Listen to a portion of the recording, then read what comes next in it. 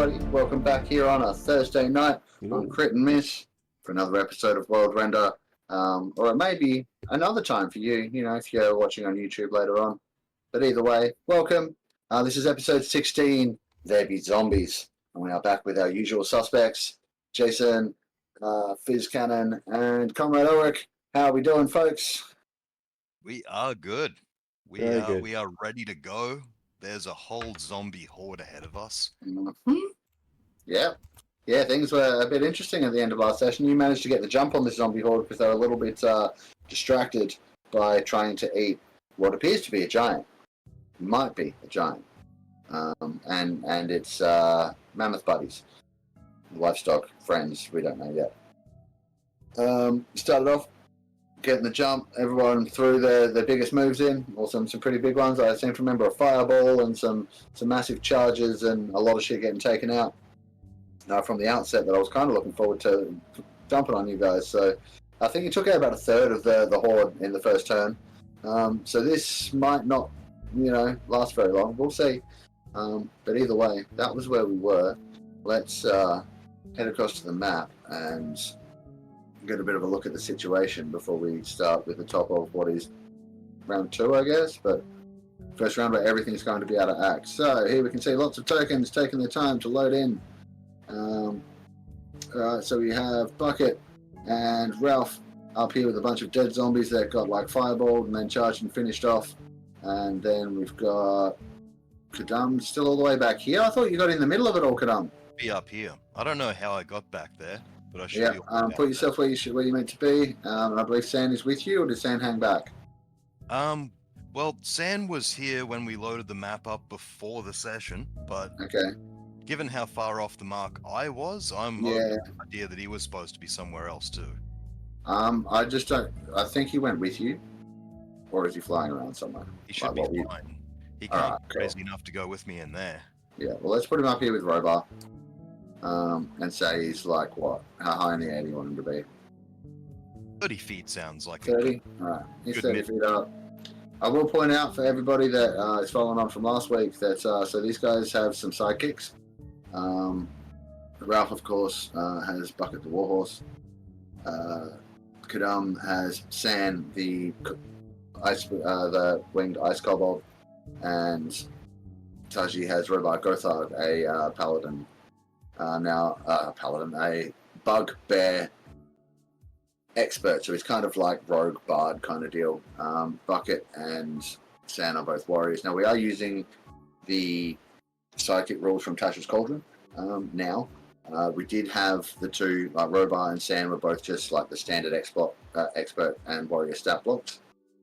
Bucket was customized using those rules earlier, but I've caught up and managed to do the other two now. So they'll operate a little bit differently than they did before, so be sure, guys, to give the stat blocks a good read and make sure you know what they can do.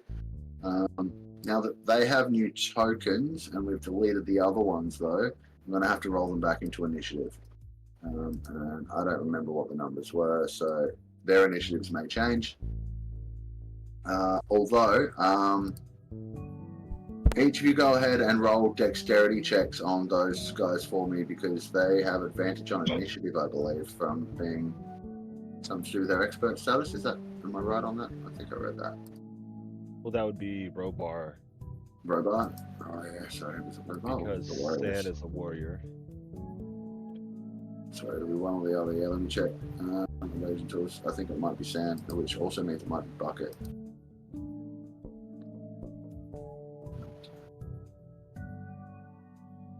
Just checking. No, I haven't put it in there, so they don't have it, so that's all good. Not a problem. So they are where they are. So I think Robar got an 8, and San got a 15. So that's pretty cool. And Akaki's up first. He's right up the back there. I don't even know if you can see what's going on yet. He's like way back. But he rolled a nat 20 on his initiative, so I'm going to have him catch up with you guys, and then we'll crack into it, yeah? Yeah. Let's do it. Let me see if he's got a spell that might help him.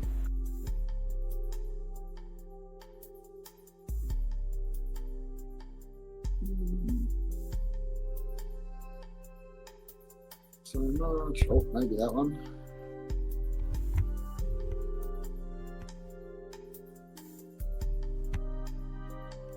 Not really. Doesn't let him go faster. And I believe he's already used all his slots up to that level. Yes, yeah. Oh. Why they're not marked? Oh, have you guys long rested since he showed up? Yes, we long rested in the cave just before we come here. But that was a finishing a rest you'd already started, right? Yes.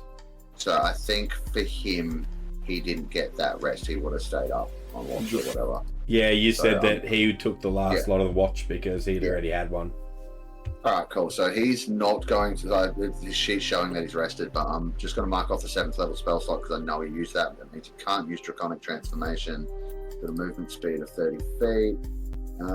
So he's going to go 30 feet to there and still probably not be able to see. So he's going to use his first action to dash. And he's going to get himself up here with Taiji, so he's probably going to start being able to see some stuff now. And let's see what he can do from there. I don't think he can see from there. Because I was up at that red line is where I could see and throw the fireball, and then I came back down after my attack. I'll see what he can do without needing to see then.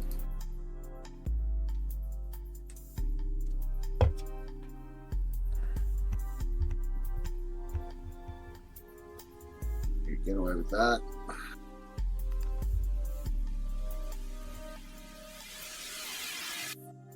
Oh, we can get away with that too.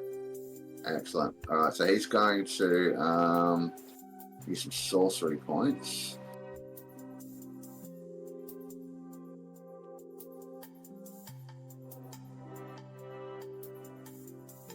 Just need to find the right ones. And he's going to twin spell Ice Knife because he doesn't need to be able to see that. They just have to be in range. Just remembering how many. Okay, twin spell is per level. So what level is it going to cast? I think he'll just use one sorcery point and cast it at first level for now. So let's mark that off, and it'll be 2 ice knives. Okay, so ice knife. Send through the game log shard of ice and fling it at one creature within range. Make a ranged spell attack. The range is 60 feet. Target takes 1d10 piercing damage. Hit or miss. The shard then explodes and causes extra damage on save. So let's pick a couple of targets within 60 feet. Taiji. Mm. Who are you directing Akak to fire at? Something within 60, which is basically everything. Except for some of the extreme stuff on the right. Can he? I was going to say, because I don't think he could get to the right. I would just sort of point out and be like, from here, that way, there's a heap of targets. Directing him to all of like these guys up here. Yep, cool. So that way, if he misses, he doesn't hit our friends that we want to save. Gotcha. All right, he's going to target the zombie that you pinged first. So let's get him rolling, and then you'll see what's left after he does that. Well, actually, the second one will go at the target behind him to get up into that group, because I think they both go out at the same time.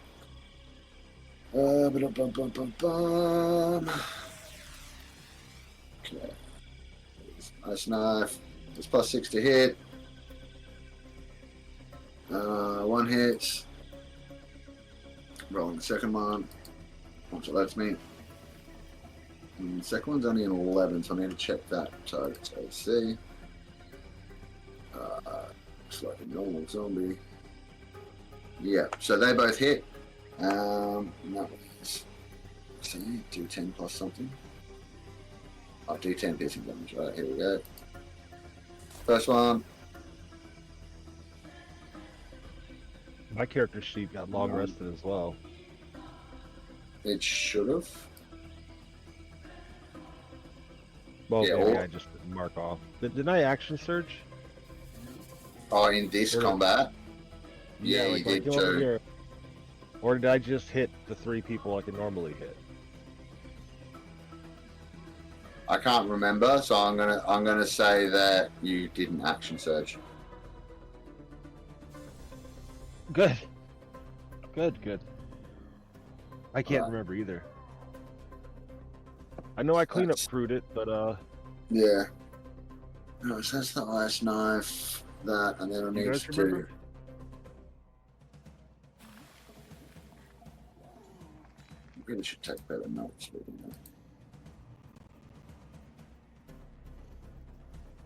And that's 1 explosion, 2 quick rolls, we got deck save, okay, 16, okay. Just give me 2 seconds, guys. So my computer's running really shitty. Running logic capture through to. Yes, I'm going to turn that off. The camera won't be quite as focused, but give me 2 seconds. I'll fix it up later. I'm going to be off camera for a little bit, folks. So what's my damage roll is 2d6. So it'll be 6 damage. Oops.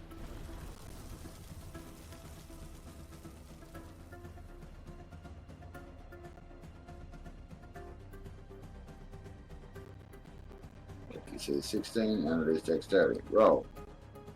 Okay, 1 of them succeeds, 2 of them succeed, 3 of them succeed, some others fail. Applying damage. Done. Yeah, we'll clear that, close that, pick new targets. So this guy instead.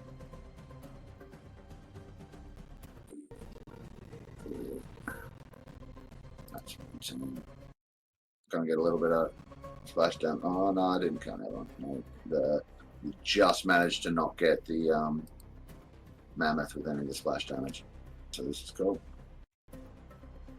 Guys, we'll check the rolls. Yep. Isn't he attacking to the right? You're still doing ACAC, right?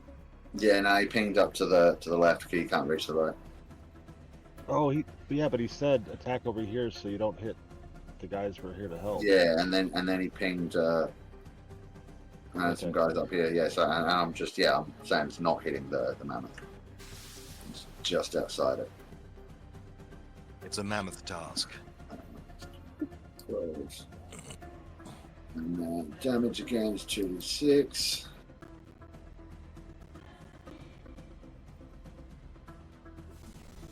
It's 5. I just realised as well I fucked up. There is no half damage on save. It's just no damage. I'm not going to go back and redo the others. But all but one of these guys failed, so let's apply some damage. Cool. Done. Close that. So he does some damage to those guys.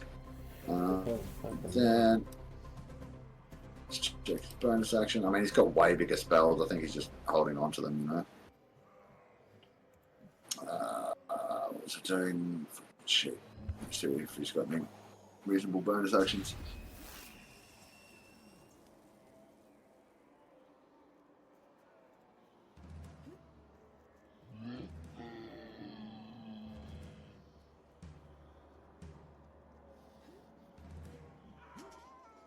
Hey, I've reached a 7-stream watch streak. Hey, nice one. Go and me. Yeah, that'll be the end of his turn. Only 7. Yep. How did that work? Occasionally I miss games because I'm sleeping. Oh yeah, that's right. All right. Well, with that, it is the main character's turn. Bucket the Warhorse. Let's go. Okay. Bucket is going to charge. Am I feared? I have the fear condition on my token. Let me check the bad guys. See if any of them can. I mean, regardless of that, she's going to charge across the map and into that big clot of zombies. Yeah. I think you called it. That's the one. So yeah, she's gonna run, jump over all the little guys in front, and they're all dead anyway. So yeah. Oh wait. Are you talking about the one right in front of you? Talking about this one right here. Oh, you're going all the way that way, yeah. Sure. Yeah, I got this big, nice open area to run. I can use all over movement plus the charge. Yeah, go the nuts. Leap, the trample. Yeah. Yeah, do the things. So yeah, I know it's a hot mess there now. But we'll resolve the attacks and then we'll move things around afterwards. Yep, it's fine. Opening monster stat block. There we go. Yeah. Bucket. Attacks. 26 to hit. No, that misses. No, I'm joking. Go ahead. Beautiful. For 17 damage. And strength save or go prone. Oh. Not immune to that either. 14. Wow, that's interesting. Okay, so strength save, which will be rolling. Oh, wow. Wow. Okay, so this thing has a strength score of 20. It's a +5 modifier. So how likely do you think it is that Bucket's able to knock it prone? 50. Couldn't be, but I don't know how, but she has managed to knock this lump of rolling zombie flesh into a position where it is prone. I think what you've done is like you've kicked out some of the supporting limbs that were like giving it traction underneath, like, and you've like broken them, and so now it's got to spend time rearranging itself to be able to actually fucking move again. I think that's how that's working for the nat one. And how much damage? So did you say 17? Yeah. Applied. Okay, and because of that, I'll be able to take an additional boost attack as a bonus action. But here's her second attack. Okay. 16. Oh wait, advantage. 30 Wow. Yes. for 16, Done. and then her bonus action attack crits for 22. Okay, so this thing's undead and it's immune to critical hits normal. 22 damage, done, and like Bucket has absolutely kicked the unliving ichor out of this thing, and it's starting to ooze everywhere. Bucket's hooves are a little bit blackened. There might be some blood left, but most of it's just good. Wait. What's this charger thing? +5 bonus to the attack's damage roll if she chose to make a melee attack and hit. Or push the charge. Okay, never mind. Alright, that's her. Yeah, so I imagine she just runs across and kind of like trampolines on him, like knocks it kind of back and over. Yeah. And then bounces on it like. Cool. Alright, what I'm going to do then jumped on a whoopee cushion. is because normally you can't like move through enemy squares. You know, you jumped right over the top of them and landed back. So this zombie is going to make a dex save, DC 15. That's a big fucking horse, and it's a bit slow, which it fails. So it's going to take 2d6 bludgeoning damage, and then get knocked prone in the square next to it. So 8 damage, and then knocked there and prone. Yeah, she's got like 5 or 10 feet of movement. Or having a little drink of water. Well, she might have that movement, but unless she can jump without a running start, you know, like at least fucking 15 feet, she ain't going anywhere because she's got monsters behind her now that she can't move through without shoving them away. Yeah. Sweet. All right. So that's Bucket. It's now Grace's turn. This is one of the woolly mammoths. We have Topher and Grace, other woolly mammoths. And then you may learn the giant's name later. But let's see. We learned the mammoth. Might learn the giant's name. Yeah. The mammoth just yells out its name when it attacks. They're wearing great big nameplates. You can see them now that you're a bit closer. They're wearing collars. Yeah. And here I thought they were calling out their own names like Pokemon. They could also be doing that. It's like goes for a big string, like tougher. You know, like, something like that. But anyway, what can this do? It has a trampling charge as well, but it can't do that right now.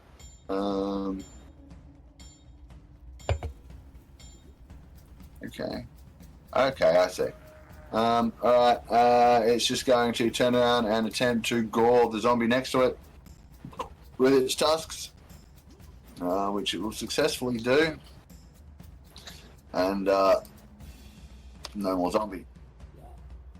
And then with that, seeing the help coming, knowing it's still feeling alright and feeling it looks like it might be a little bit protective of its larger friend, humanoid friend. So it's actually going to move out into here and try and tank some of those guys. And that will be that one's turn. For the next one, we got San. Everyone's little friend San. Okay, so I don't think Kadam needs as much cover as Ralph right now. So San is going to try out his new skill, as a matter of fact, the sharpshooter skill, to target this big mass of zombie pile-y stuff. So it's going to be -5 penalty to the attack roll, but then he gets an extra 10 damage if he hits. So let's try this out. I want to do this. So I'll just roll the +11 and we can take 5 from that. Sure.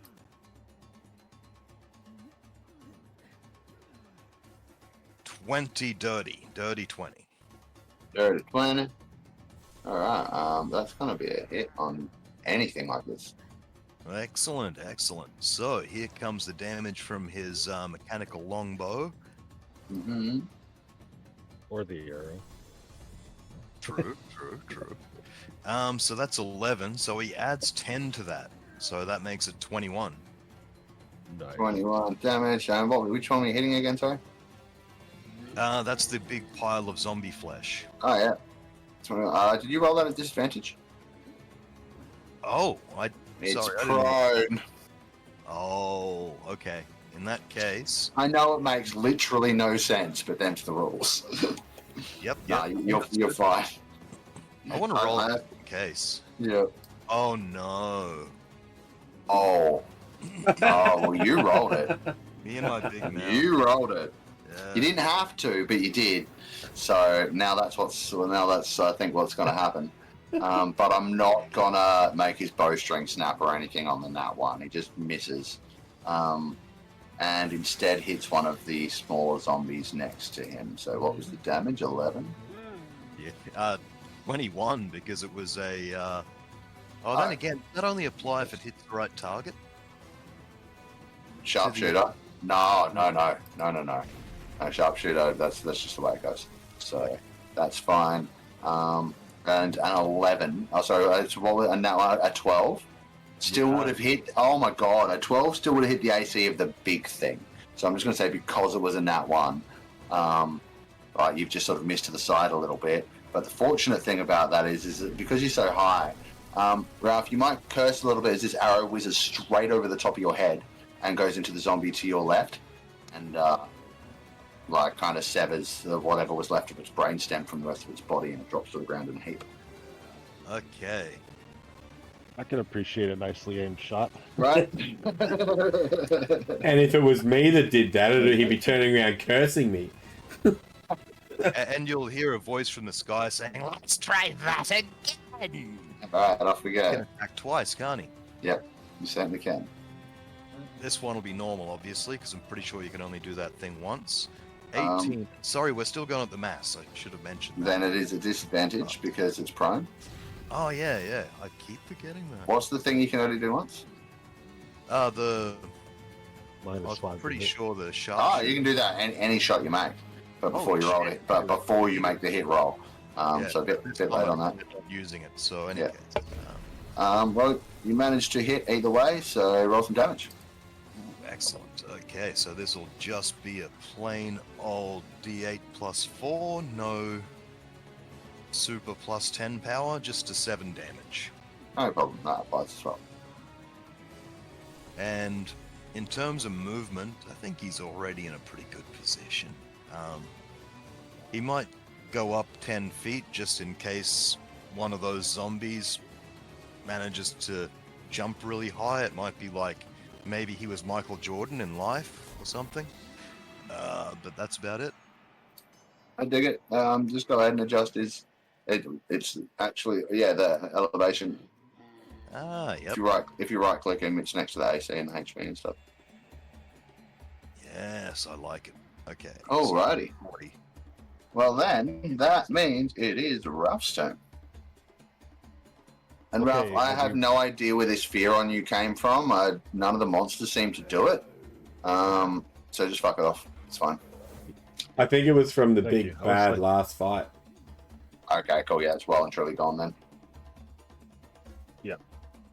Hey, Marlon, thanks for joining us. Sorry, go I on. attack. Mhm. Well, you know what? Oh wait, I get advantage no matter what. Okay, yeah, I'll go for the big guy while he's down. No And of problem. course, I don't roll with advantage. There we go. 27 to hit. That's a hit. Oh my god, I don't know what's going on. It's got the auto rolling damage thing turned on. It's a new feature on the sheet. Okay, so it would be... Which damage do you want to take? Like the first one or the second one if that was meant to be advantage? So unless you roll it, like I don't know. So I'm gonna let you re-roll those damages if you like. Yeah, here. It's going to be 2d10 plus 4, so Yep. here's 2d10. 13 damage. Yep, sure. Now is that one attack? That's, yeah, one attack. Yeah, cool. Yeah. That was just a hot mess that was happening. All good. This is the first of the advantage. This is the second of the advantage. And then here would be the damage. So it'd be a 20 to hit. I gotta stop hitting that button. It looks so convenient, but it's not. Plus 4, so 21. Right. All right. And that last strike is enough. This thing stops moving. It's like the masses of bodies just sort of seem to start to break apart and fall into a sloughing mess of yuck. And it is done. Nice. I guess at this last attack, I'll go for the guy below me. Yep. And I roll this normally. There's an advantage roll. 26 to hit, Definitely a hit. and this plus 4. 17. Yep, no problem. You take a massive chunk out of this thing's abdomen as you strike down with your spear. Like your spear goes through it and just kind of tears the side of it off with it as you follow through. And it's not looking great. Still standing, but not looking great. I almost forgot something. While we're on things, he won't be able to roll high enough. He might. What was the last damage? 21 on the big thing. Yeah. Please hold. It was a 21. Okay, so he rolled a natural 20. And he has a +6 his Constitution saving throws, which means He's back up. he literally So just. Then apply the 17 one. to him and give that other guy back 17, yeah. Yep, no problem. And it will be another con save on his part. This time it's a 22, and he nat ones it. So now, radiation. I'm not radiation. radiant damage. Yep, no, you're right. So, yep, it ignores that. And then that damage does apply to that one. All good. Yeah, good call. Good call. Good call. Yeah, love it. All right, they can go. All right, well, anything else? No. End of my Okay. turn. So it's now Kobold Zombie turn. So I'm gonna move whichever ones need to move first, and then go and do the thing. So that's already got something. This one's gonna rush straight into the that guy. Straight into that guy. There's one. I think he's gonna run. Oops. Why is there a line? What? I was Why is just there a line on looking. the screen?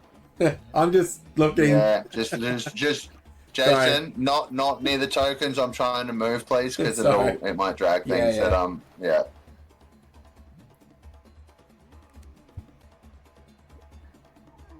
I'm just getting ready. Yep.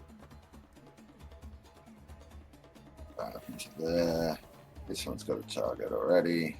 So hey, no dead. All right, let's roll some attacks. So we've got 2 of these guys up on this first mammoth. What can they do? Just stab things with javelins that they can't even throw. Hits for like 3 damage, and the other one misses. Cool. Done. And then what have we got? One down here going at Yahsob. Yahsob, did you attack recklessly on your last turn? I definitely would have. I'm just going to assume I did. Cool. This guy's got advantage against you, which is a good thing because you got a 19 and a 1, so dirty 20. That hits you, I believe. That's a hit, all right. All right, that's going to be 1 piercing damage, and if you're raging, it is halved to 1. So it comes up and just tries to stab you and just like lunges forward a bit, misses, and just like stabs you in the big toe. You pay for that. Right, now we've got 2 more against this other mammoth, so that's an 18 and a 7 to hit. So 1 hit, 1 lot of damage. It's going to be 2. Yay, these guys hit hard. Are you ready, Fizz? You got 2 coming at you or Bucket, your choice. I'll take them all. Alright, miss and miss. They both miss. Not badly enough to give you any attacks on them, but they both missed with rather terrible rolls. So that's cool. That's all of them. So we're on to these green with red border looking guys. What do they do? Okay. Must remember that. Oh yeah, I think my armor's on now too. Yeah, I figured. The worst.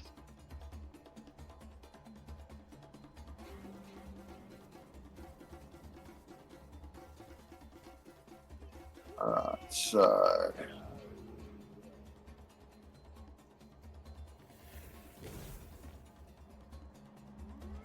Alright, Gadam, Yeah. I need from you a Constitution saving throw. Oh no, I've only got +10 to that. Oh no, what a shame. Oh no. 17. Okay, cool. Good to know. Give me a couple of moments. When I rolled 17. Are you resistant to poison damage at all? I shouldn't think so. Let me check. This armor. You just is- might have it from the armor, yeah. That's why Yeah, that's what I'm gonna check. I could swear it didn't, but I'd like to double check if I may. Immune to psychic damage, that's useful. No, nothing about poison. so you are going to take 8 poison damage then, which is already hard for you.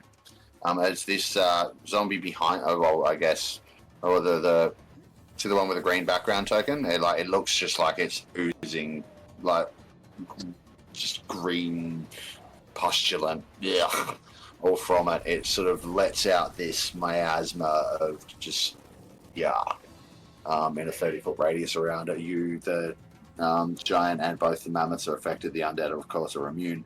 And you take that much poison damage. And you manage to resist, you can feel it, just seeping into you, and it's like, you manage to, resist the full effect, being that you're a bit tough. And so too do the mammoths, but the giant takes the full amount, but still looks fine. Like just you can hear him sort of like coughing and spluttering a little bit, like he's, maybe he's got into his lungs some. So that's that one, and it otherwise won't move. This one here is going to go into there, and also rush at you, and could do this one's going to do the same thing. So I need another con save, please. Ooh, okay. 18 this time. 18. All right, you're going to take 6 damage this time, and I've got to roll the other 3 guys. Oof. Chipping away. Mm-hmm. He's not turned into a vampire again, is he? No, it's just like these particular zombies. They look like they're carrying an abundance of different plague-like diseases, and they're kind of like unleashing that in a damaging wave when they do it. Anyway, I wouldn't Yeah. turn into a vampire. Foreheads. I'd turn into a zombie, which is even better. Well, not really horrible, but actually And worse. oh, I know what's going on here. I think. How is it's rolling so bad? I'm like, how is this giant consistently failing his fucking con saves? It's a giant task. I don't know, but either way, that's happened, and again, same deal. The giant seems to be struggling with this, whereas the mammoths are doing just fine. So that's those two. I mean, they're still taking damage, but they're much the same as you, Yahsob. They seem to be sturdy enough. This one.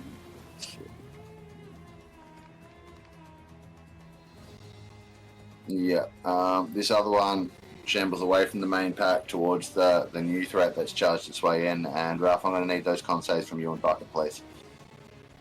Whoever charged in, I'm going to use Sentinel. Oh yeah, go for it. Or, not Sentinel, whatever my thing is. Yep, absolutely. You might be able to stop them before they get to where they're intending to go. You hit them as they get into 10, right? 15. And 15, I critted. yeah. Okay, nice. You've critted. 10, 15 So was it's- back here. 4d10 plus 4. Go for it. Ouch. That's a lot. 28. 28 damage applied. Resistant to necrotic, immune to poison, or radiant or anything. Okay, there we go. So yeah, you chunk it. Now, do you reduce the speed to 0 doing that? Yes? I do. Okay, so it can't move any further. However, that aura it has a 30-foot range, so I would still like those constitution saving throws from you, please. Since I'm halfway out of its aura, I feel like I should. I mean, sorry, it has an aura that does one thing, and then it has a range I have on another thing. 16. Yeah, cool. So you pass, Okay. and also from Bucket, please.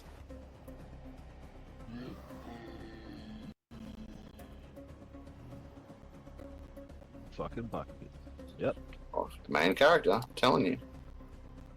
Alright, roll the damage. Damage will be that much. So you take 9 damage each, having passed the con save. And you just feel it's releasing this miasma of sickness and disease, but your immune systems and general overall hardiness are more than enough to withstand the worst of its effects. And who did that? The screen guy up here? Yep. Okay. And that's it for those guys. Taiji, it is your turn. Right. What would you like to do? So, I'm going to step forward. Uh-oh. So you there? Oh, I love it. he walked over the tripwire. Yeah, you explode. No. Yep. No, I don't. You do. Okay, where am I going to put this? Roll for it. Roll me a It's dick. fair. Hey, Roll me a d20. If you roll between 1 and 20, you explode. I need to rotate Sorry. this one. These things are annoying. Yeah, they kind of are. If you just want to draw a line with the draw thing. Well, I just wanted to find out on an angle, One like, second. how many I can get here. And where I need to walk up to.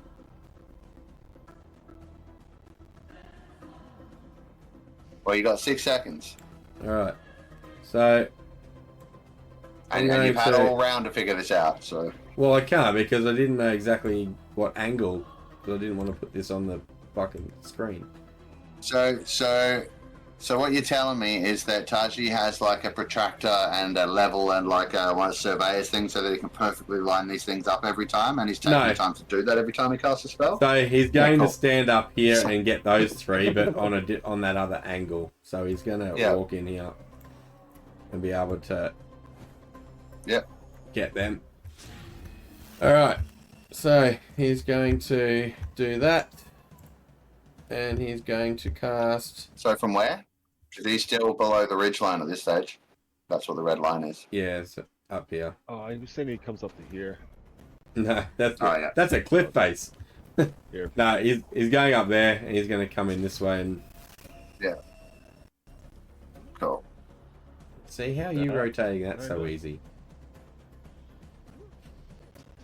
There's a little eye on the top. You just got to be real gentle with it. Yeah, I couldn't see the eye. Yeah, it's on the top center until you rotate it. And then it's like, just Ah. double click it and it'll make a new box and put the eye at the top again. Ah. Right. Huh. And then click hold. Yep, yep. So, going in here to miss these guys. I want to miss all of them. So, alright. It might hit that giant a little bit, maybe. But I'm going to cast Sunbeam. So there's 15 damage, but let me put it up there. So you have to make con saving throws.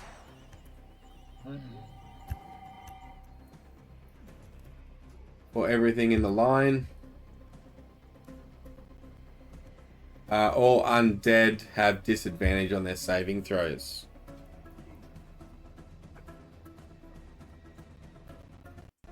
You're muted, Mark. Oh, nice. So I'm working on the group roller. Yep, It'll yep. be done soon. So 12 damage, DC 18, con save, disadvantage on the saves. Yep, and they're blinded if they fail. Until Yeah, my no next problem. turn. Oh, conditions. And it's radiant Blinded. damage. Alright, now let me just check. I don't think any of these guys are actually vulnerable. That's But if they are, they've all failed, so it was 12 damage that they took. 15. 15? Yeah. Oops. Oops.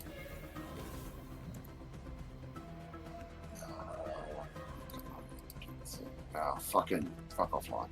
And I'm concentrating. Nope, on those guys. Shit. Nope, on those guys. Alright, so they're not vulnerable, but they do need to take another 3 damage each. And I am now concentrating for up to a minute. Yep. Oh, you almost got that fucking kobold one on the bottom of the dude there.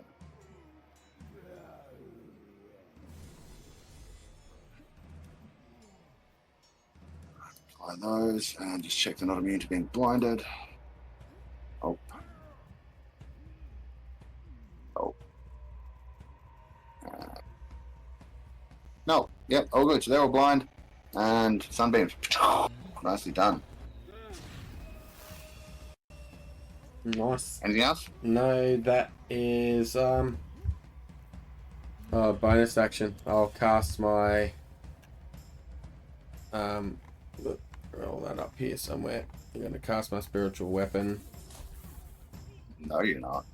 Oh, it's a bonus action. You just cast Sunbeam. Yeah. 2 leveled spells in a turn? What are you doing? That's right. Yeah. Sorry. Then no, I'm not gonna do Sorry. anything. Would you like to retract the Sunbeam and cast a cantrip instead? Then you can cast Spiritual Weapon. No, that's right. I'll No? do that Okay. next turn. No, that's it then. You've been playing Done my Baldur's move. Gate. Nice try.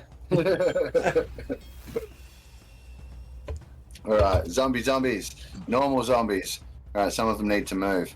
Okay. Alright, this guy. How far can he go? Not that far. Alright, so that's far enough to get there. He's already in the spot. This one.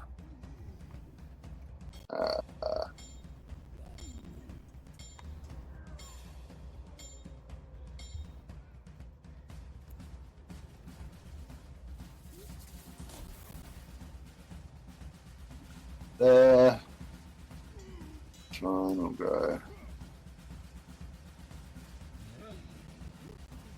there. Alright, that's all the regular zombies moving. I've got to roll some attacks and stuff. This one against Mammoth. Hits for 5 bludgeoning. Just checking the Mammoth doesn't have resistance or anything like that. 5 bludgeoning to the Mammoth. Alright. Jeffosaurus, Yeah. you got some attacks coming at you. Ooh, okay. The zombie that came in around the top gets a 19 to hit, which I think just hit you. That's correct. I am meets it beats it. I am on Yep. 19. A 3 bludgeoning half to 1. Oh, ow. Yep. And then the one that came around bottom right also just hits you. Hmm. That's going to be 4 bludgeoning damage half to 2. And then down here, Ralph, we got 3 zombie attacks aimed at you or Bucket. I'll take them all. There's nothing I can do about it. Alright, well, one of them's a nat 1, so Bucket, you don't have a reaction left, but Bucket does. Another one's a 14, so that's a miss, and the other one's a 22. I think that hits you. It does, yeah.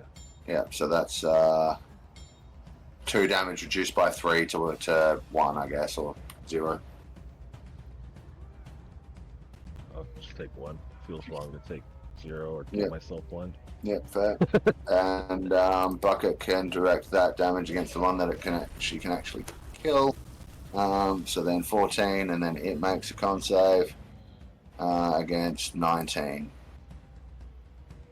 which it fails. That zombie does not get back up.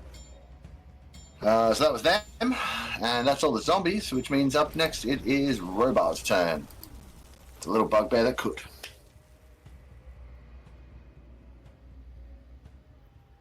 Jason? Is he there? Well, He's away. Oh no. Yeah, this is what Robar looks like. He also has a mechanical bow and a stabby thing. You know. Doing the stabby things that Robars do. I think we'll come back to him. And we'll let Kadam go next. Sounds good to me. I Sweet. like it. So, at this point, Gadam will say, "Feel Cord's power!" As he unleashes the lightning thingy. And let's go with the one on the lowest health. This Okay. one right here. Let me just look at something, because it's a deck save, right? That's right. It's a deck save of 18. You might have disadvantage.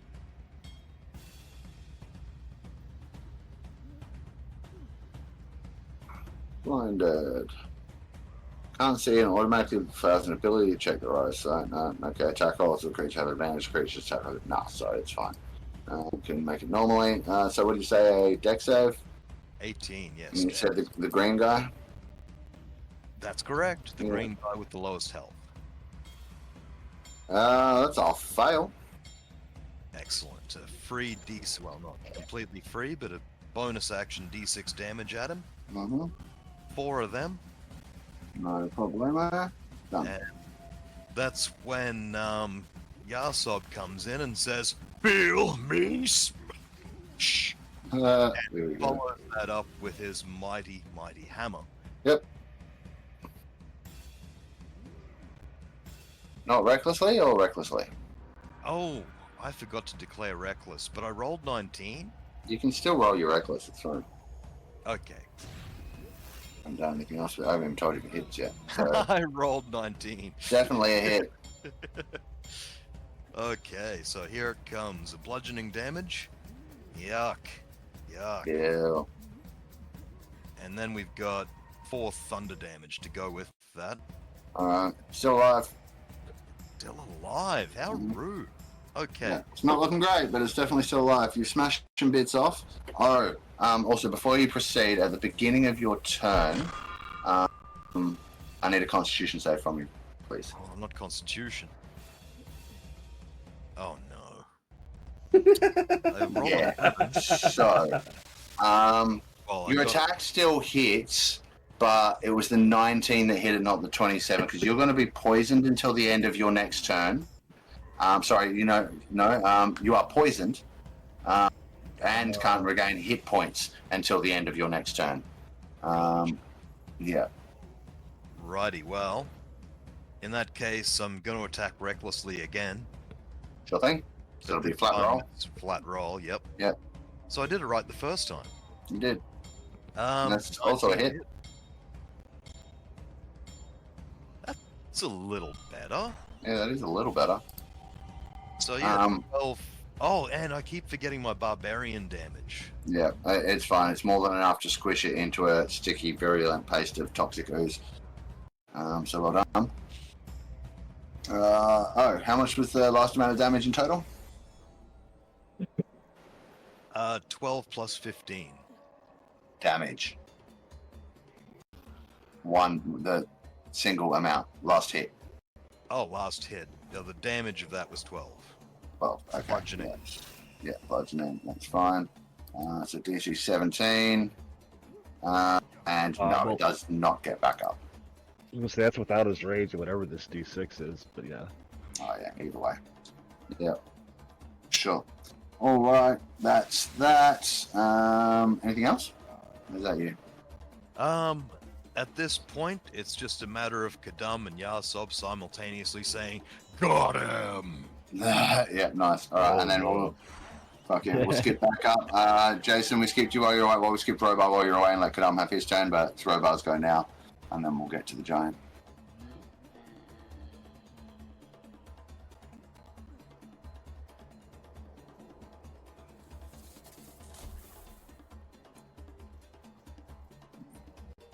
Robar.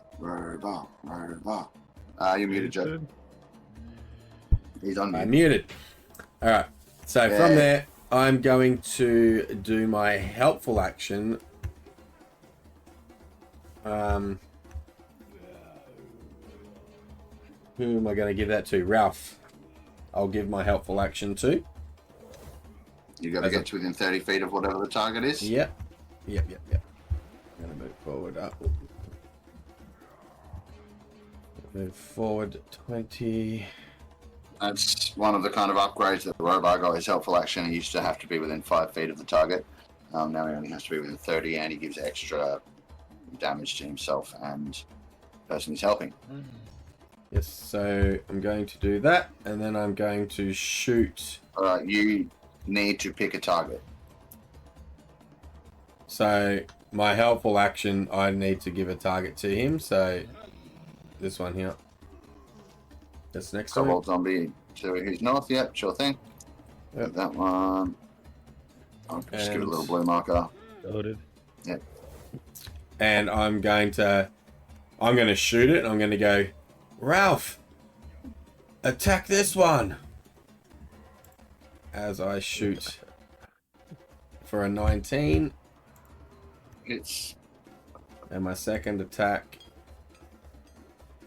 is a, oh, so close, 28. also hits. Go ahead and roll the damage. So we have, oh, nice, 10 on the first one. 10. Oh, 9 on the second one. Okay. Your second one is a critical, No, I believe. no, I got a 19. Oh, I'm sorry. I thought you had improved critical. No. No, Sorry about that. no, that's the other guy. Yeah. Yeah, I was looking at San. Yeah. Alright, so cool. So you do that, chump chump, and Yeah. leave the one that you've given Ralph the help action to with like 3 hit points. Oh, well, I was going to say, do I get the... I've got to read that. No, that's on your It's the next turn. If Yeah. it's still up. Yeah. I'm pretty sure. I'm pretty sure it has to be hit by the helped action first. Mm-hmm. So Yep. Yeah. And that's me done then. yeah, that might be better used like you attack something and then mark something else with the help action. Yeah.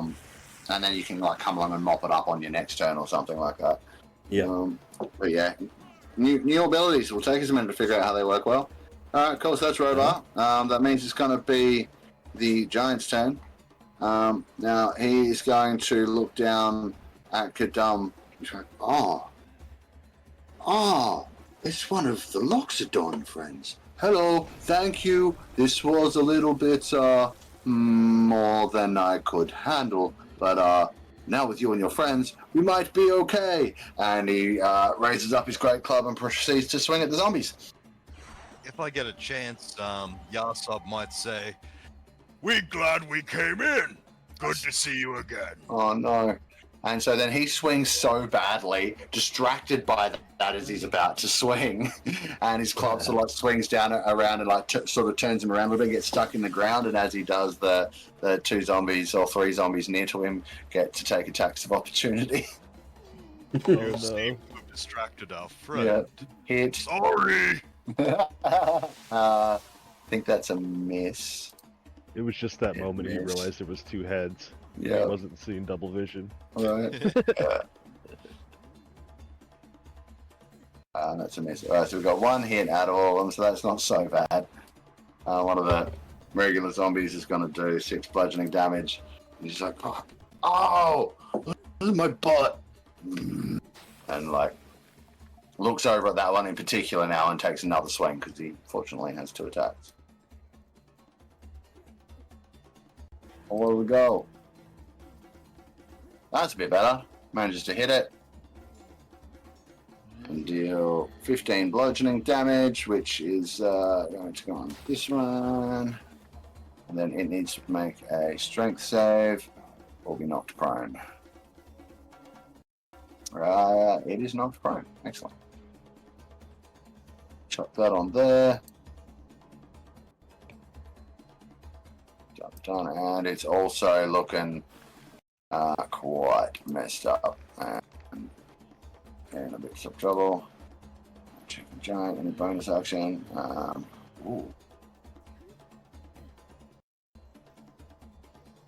Oh, and then he's going to reach over to the zombie to your north, Kadum, with its free hand and attempt to grab it.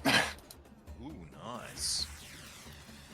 Let's see a cool giant throw in action. The zombie fails its dex save, so it's now considered grappled by the giant.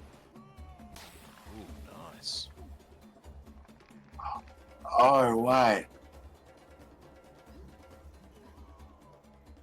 Yep, okay. That's really cool. He's got heaps of cool abilities. Nice. Oh, well. Yeah, that's real cool. Alright, I'm going to look at him a bit better for next turn if he gets one. And as if encouraged by that, the mammoth next to him trumpets a war cry and tries to gore one of these zombies here.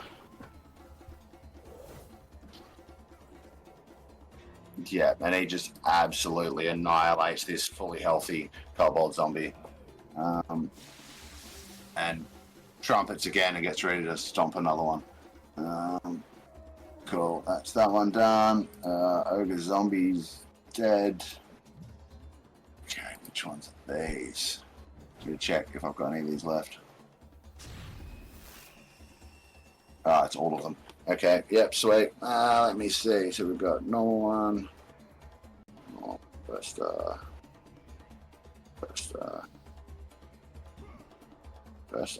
useful.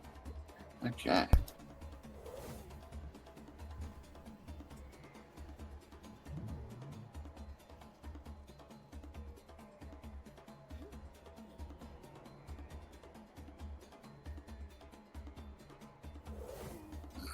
This guy's going to run straight at Robar.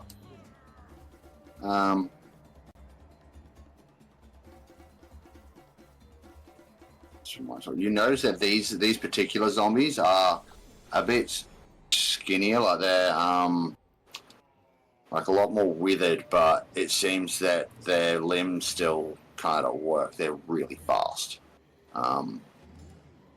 What's your walking speed, Yahsob? 40. Yeah, they're almost as fast as Yahsob, which is problematic.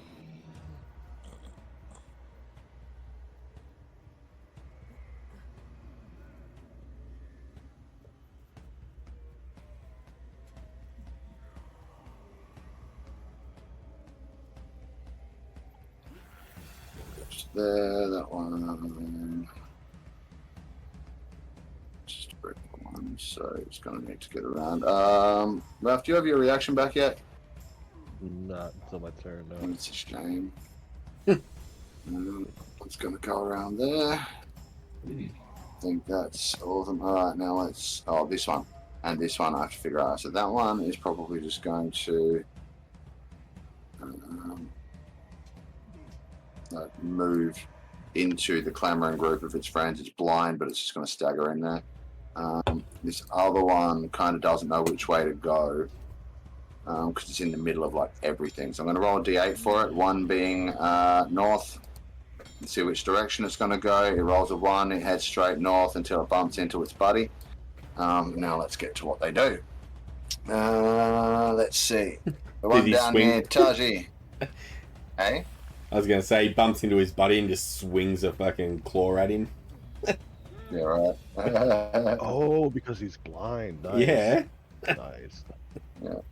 Yeah, so I've done the movement on him. Now I'm going to do their attacks and actions and stuff.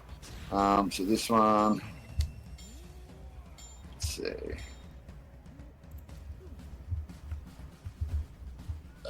Yeah, can I get a Constitution saving throw from you, please, Taiji? This thing just like runs at you, and it looks like it's like about to lunge towards you. You can just see its chest just like builds up, like starts to swell and swell and swell, and then just fucking explodes with ichor and goop all over you.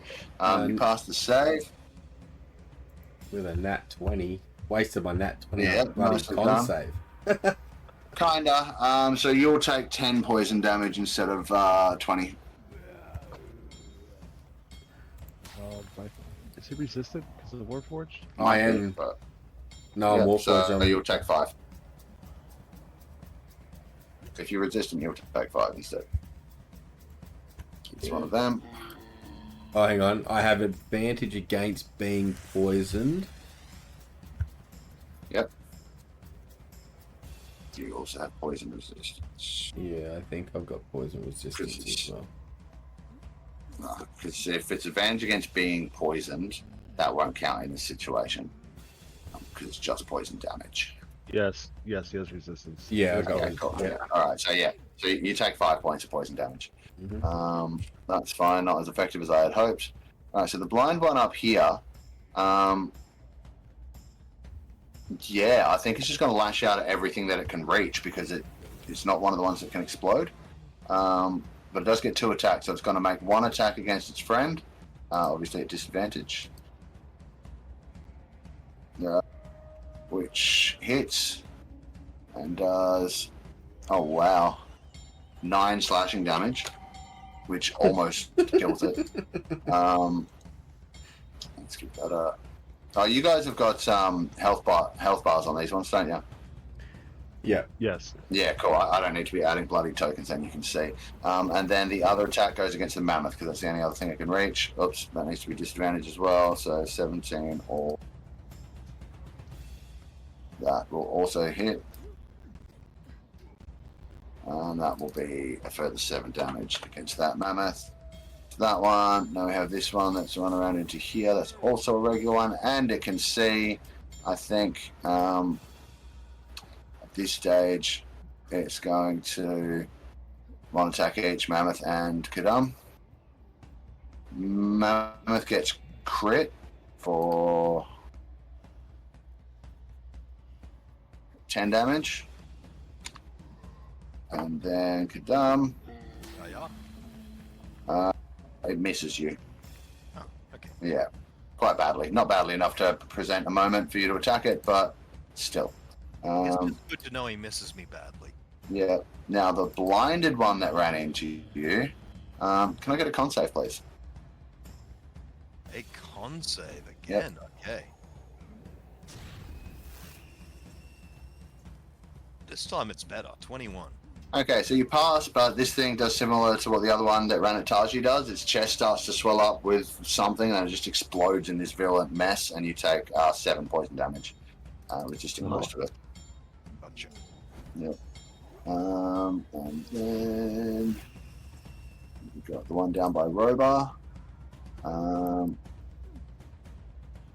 It's going to take 2 claw attacks at him.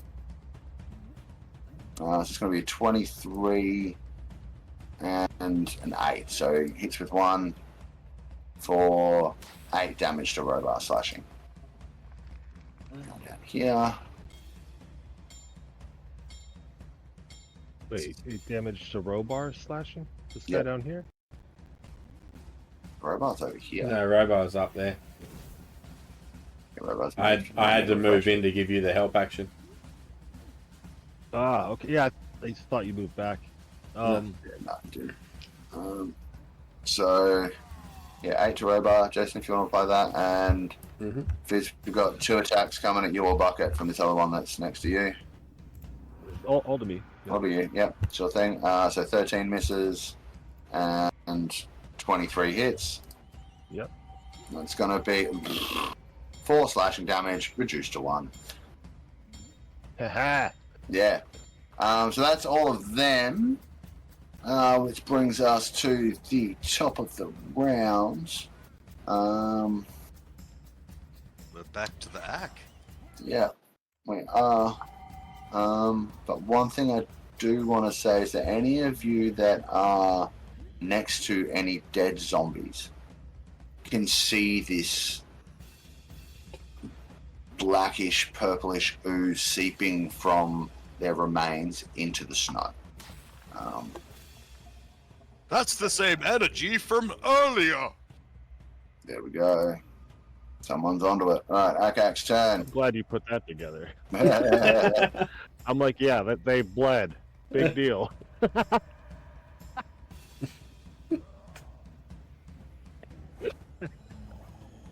Oh, Jeff, thank you. Hilarious. I clearly failed my Arcana. Well, that's the thing. I've been waiting for this to actually come up because I knew it was a thing, and I know our characters are hinting on it. Yeah. Yeah, GG.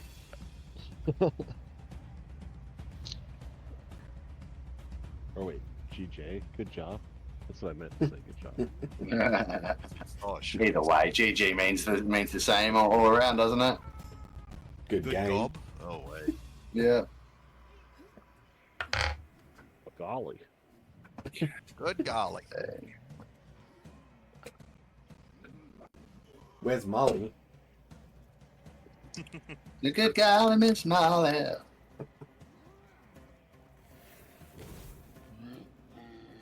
What can this guy do to be useful? Oh yeah. I wonder how useful this could be if well positioned.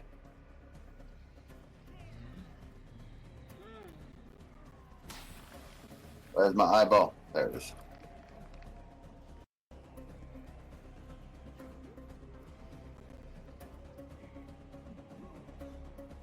There's a slight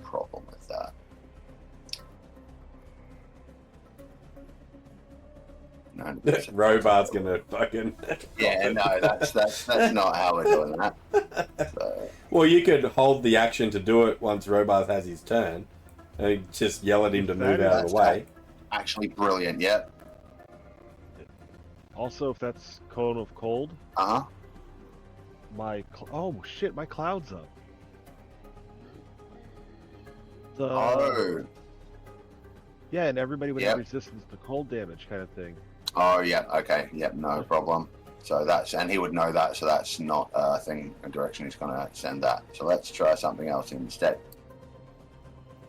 Checking something on these guys. Nope. Forgot all about that thing. I mean, I'm wondering what these auras are too. I just assumed they were like vision, light. Hey, Kadam, Yeah. how do you feel about a fuck ton of cold damage? Let's see now. And a con save to maybe avoid some of it. Well, if that's where we're going with this, I'm definitely going to take that con save. Just Oh, well, we're not there yet, but... Okay. Well, Sorry, you I would, thought no, you would pass, so that's cool. I was just gonna say you could still yell out at That's him cool. to move back. Like He's not getting out of there. So yeah, I'm gonna have to move Akak to a different point, but yeah, I'm gonna... You're 50-50 in it, so I'm gonna give you advantage on the save, but you've already passed anyway, so it's fine. But yeah, Akak's gonna cast Cone of Cold and hope to not hit the barbarian too badly. Just gotta grab him, and he'll like sort of clamber over to here instead. So unleashes that. Open character sheet, Cone of Cold. Oh, come on. He's just going to do it at the lowest level he can. What's the lowest level? Like 10d6? Like Something like that. Yeah, it's a bit stupid. I did say a fuck ton, didn't I, Jeff? You did. And Okay, I'm just cool. checking I've got no resistance to cold. Okay. You don't? Okay. So that's a 5th level spell. Cone of Cold. Creature killed by the spell becomes a frozen statue until it thaws. That's cool. So it's going to be a con 16 for all of them, and I need to roll 8d8 cold damage. Rolling. Oh, that was loud in my ear holes. So that's a grand total of 44. Yeah, now I need to grab some other tokens.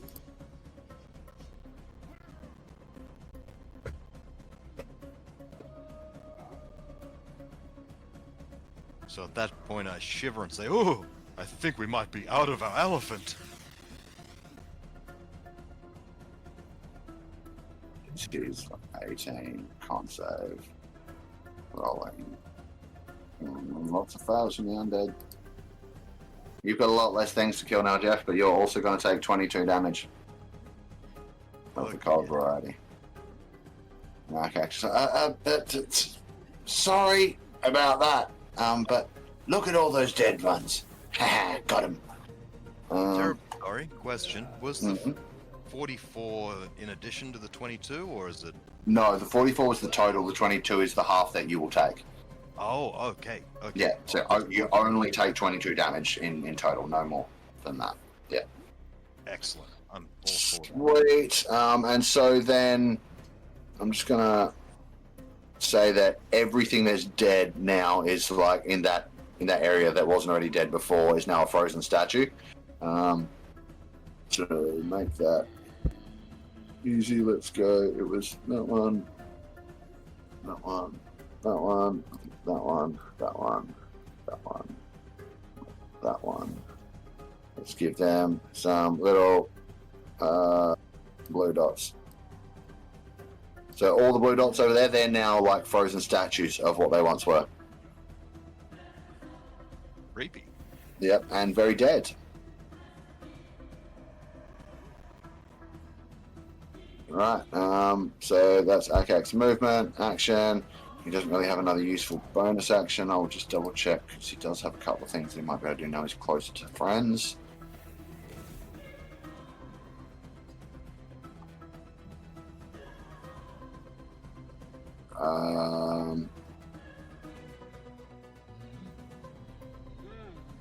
No, he can convert some spell slots, but he's not able to do that yet. All right, Bucket's turn. All right. Is this guy prone? Yes, he is. I don't remember why, but he did. Oh, that's from Bucket. No, I'm knocking him backwards. I'll Yeah. start there. Cool. Sounds good. Wait, if Yep. Bucket knocked him backwards, then he probably stood up on his turn. 'Cause Bucket starts the round. Starts the round. That's probably very true. Did I forget to do a bunch of stuff with zombies? I must have done. Are they even in the combat tracker? Yeah, I've got them just like one zombie in the tracker. One, two. It's as many as attacks as I did with them. So yeah, I just forgot to stand him up, so that's fine. So he's not prone. Okay, yep. Yeah. So, move attack. 25 to hit. It's 8 damage. done on the same guy. On that one. Yeah. Yep. That's done. And then 12 damage. Right. Yeah, cool. So it will be making a con save on 12. So DC 17. See how it goes. Does not get back up. Bucket kicks his head clean off. And it goes and lands in between Robar and the other one. Bucket, I think she was hoping to bowl that head over to one of those ice statues. Oh, well, in that case, roll a hit roll for Bucket. Yeah. Alright, we'll pull her back up. Well, she's got a plus 11. Just roll, just roll a d20, it's fine. Oh, there you go. Yep, so with that one head, I will say that this one sort of directly in the line of fire shatters into millions of tiny, tiny pieces, and so it is no longer a frozen statue, so I'll take that dot off of it. That's It is fucking now inspiring. Yeah. Nicely done, folks. Nicely done. All right, is that it for Bucket? Yeah. So, All right. Okay, Mammoth turn. Mammoth still has enemies nearby, so it's just gonna keep trying to smash them with its tusks. And prone, no, okay. Crits. that's scary. Yep. Deals out 31 piercing damage to the zombie that is currently grappled by the giant. And I don't think even its undead fortitude is saving it from that. And therefore the giant drops it. He could use it as an improvised club now, I suppose. I think he's going to use it as an improvised rock next time. The giant keeps hold of it, looking like he's smiling, like he's got an idea. Next up is Sen. Hey, what about this one? Oh, yeah, sorry. Oh, no, they have separate initiatives. Ah, gotcha. Yeah. It's just the bad guys I've grouped. So we got Conrad. a problem. What's that? Conrad, you're muted Everything that's in here is blinded. until my turn. Yeah. Well, no, not everything. No. I mean the white aura around me. Oh, Yeah. It's like it looks like a blizzard. You can't see into it. mhm. So Yeah. I can't. So Sand can't see this guy here. Nope. Right. So he doesn't see that his friend's under attack. I mean, it counts as heavily obscured, right, Fizz? Yeah. So you could see it, but it'd be like you're seeing in darkness. So it'd Oh no, be just that's lightly obscured. oh, heavily obscured. You can't see it all. Yeah, can't see it all. It's like Right. might as well be Yeah. blind. Yeah. Okay. So yeah, you can't see it all unless you go in and get right next to it. In which case, you're still gonna be fucking at disadvantage and shit. So yeah, he might need to shoot some other things. Yeah, and that's exactly what he's going to do, as a matter of fact. Yep. He moves at 30. He's slower than me. Yeah, but he can fly. Yeah, that's right. And so he's 30 feet that way. Nice, pretty angle on Mr. Green over here. Go And nuts. He is going to use his sharpshooter skill. So licking his finger before he Yeah. bow and targeting vulnerable spots. And That's it. he's got the drill down. Unfortunately, I can't find the attack button. There it is. There it is. Okay. So we have 22 minus 5 is a 17 to hit. That's a hit. Okay, so that's whatever I roll here plus 10. Mm-hmm. Yuck, 5 plus 10. 15. That's done. That is done. Boom. And he's going to take another attack on the same. Sharpshooter again. Another sharpshooter, yeah. Might as well against undead, honestly. Their AC is usually pretty low. Definitely Yep. hits. Yeah. Don't land in the way. Okay, there we go. That's a little better. 11 plus 10. 21 altogether. 11 piercing, and actually it's all piercing, isn't it? Yeah, 21 piercing. So damn close. So damn close. It's got 3 hit points left. But I that's see the black nice circle. round. Yeah. This is a tiny sliver of red. And I believe that will be it for our friend San. Okay, well, in that case, moving right along, it's Ralph's turn. Which one do, Ralph? I am gonna do what? Who said it? Stan or Robar? Well, one of them told me. Robar told me Taiji. to attack that guy. Oh, Robot did. Taiji? Robar. Yeah, that would have been Robar. Alright. So it was Robar that can see, right? Because Robar's inside the circle now, or just like Yeah. almost inside the circle?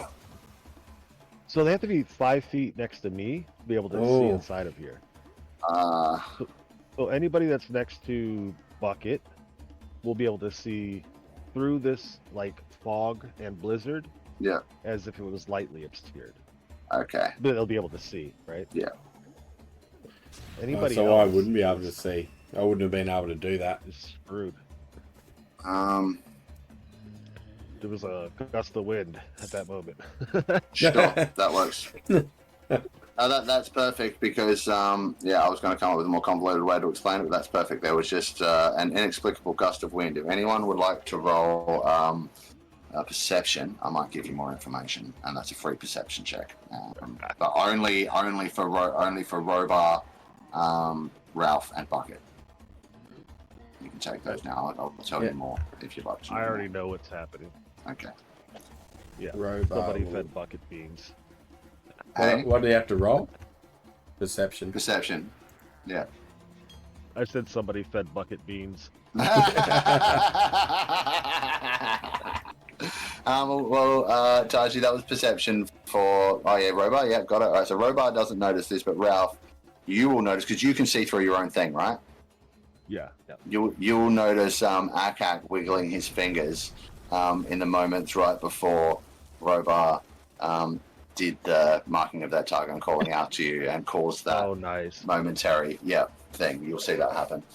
So that's cool because after all, the gift you're using to do that comes from him. So I'm sure he can manipulate it at will. Yeah. Yeah. Sounds good. Sweet, sorted. Okay, So so you- I attack the guy ahead Yep. of me, north of me. Go for your life with advantage. And you can choose to add a d6 to either the hit roll or the damage roll. Your choice. But choose Now, how now. does that work? Is that like a bar? Okay, it has to be this hit. I got you. Yeah. Well, I mean, either way, damage. Yeah, cool. All right, sweet. So roll to hit and with advantage. +4, I already did. Yeah, hits. So 26 damage. Okay, so this guy, right, that just flashed, the guy that he's marked. Yeah. Mm. Okay, so I'm gonna let you in on a little something here, right? You just hit it for 26. It had 3 hit points left. So you would have done 23 more damage to it. Its hit point maximum is 22. Not only that, but you hit it with radiant damage. So, like, this thing not just crumbles to dust, it explodes in a in a blast of radiant light.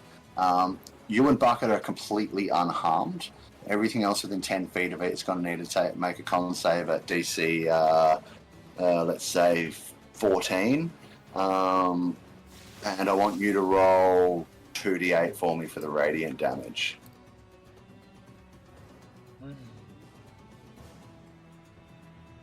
5. 5? Alright, so 5 radiant damage, so what did I say, 14? That's going to be con. Whoops, rolling, flying. Alright, that's a little bit of extra damage to the guys around it, as like that was actual massive damage, you know what I mean? Like you over, it wasn't just, you know, it's maximum, you know, you did what would insta kill a player to this guy. So like, cool. Nicely done. Fucking You know- ow. You know what I liked about it is you added the light. So like, if Elric's character's looking over, he sees like this storm over there, and then lights popping off like Yeah. a thunderstorm. Yep, something's Yeah. going on in there. There might have even been a momentary like, "Ah," as it happened. All right, I guess I'll pop this one to my right. Sure, go to the left, not hit. Yep.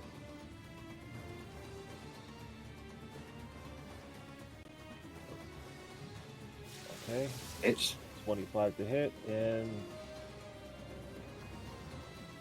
what is that? 11, Forward 15. 15, yep. Yep. Done? And then one more time. No problem. 23 So- to hit. Yeah, its AC is like 10, Whatever that is, plus 4. 14 total. Okay, this one's still standing, but it's not looking great. That's all I have. I do want to drop this cloud. Okay, yeah, sure. That's fine. Yep. If I didn't include a means of deactivating it in the thing I wrote up for it, just assume you can. It's like concentrating on a spell. You can did. just. Yeah. You Okay. did. Sweet. There was no action required. Like Yeah. yeah. I wanted awesome. to check first. Well, good man. You can do that. So if you want to turn the aura off, go ahead, and everyone can see in there now. That's fine. All right. If that's you, it's Icewind Kobold Zombie's turn. So we've got one here already that's right next to you on bucket. It's just going to attack you. 16 is going to miss. And then scrolling up here, anything left in the Kobold Zombie department does not look like it. Okay, well that's them. Taiji, you're up. Okay. So, Oh, you took poison damage before, yes? yes. How much? It was 8 or something, I think. I need a DC 10 concentration check from you, please. Oh, yeah. Con check. Before we get around to things. Well, your sunbeam. 18. All good. Not a problem. Okay. So, ruler 60 feet. So I need to move to that square. So I move forward I to can that see square. angles. Sorry. Yep. Yep. I, And was I gonna say, just. I can see angles where you can hit several things. I'm going for these two here. Yeah, you Straight. will also, with the right angle, be able to get this one without hitting Ralph or Bucket. So there's 3 of them. I'm not going to be able to Casting get. that way. Oh, you're going No. across that way. Yeah, okay. I see. I thought you'd move further out. Yeah, no Yeah. problem. No. Those 2? Yeah. Yeah. Okay. And let me go. So, down to it's a spell. con save, yes? Or a deck save? It's a. When I get back It's down con. there, it's a con save 18. See. Alright, roll me some damage. Here it comes. Ooh, that's better damage. 34. Oh. Yeah, nice. Okay. Let's roll some saves. 1 fails, 1 succeeds. Applying damage. Boom. Down skis. So the one that, That one fails that's obviously slightly- blind. Yep, no problem. And those other ones up there, if there's any alive, are good to go now. If they were Alright, no blind. problem. Thank you. Yep. So just blind it up top. Of course it is. None of the living ones are blind, so it's fine. Oh, and I forgot a regular zombie up here gets an attack on the mammoth, so I'll just do that real quick. Misses. Oh, good. Oh, they're next. Sorry, that already happened. Well, that'll be its attack for this time. Yeah. Anything else, or is that it? No, that's it. Okay.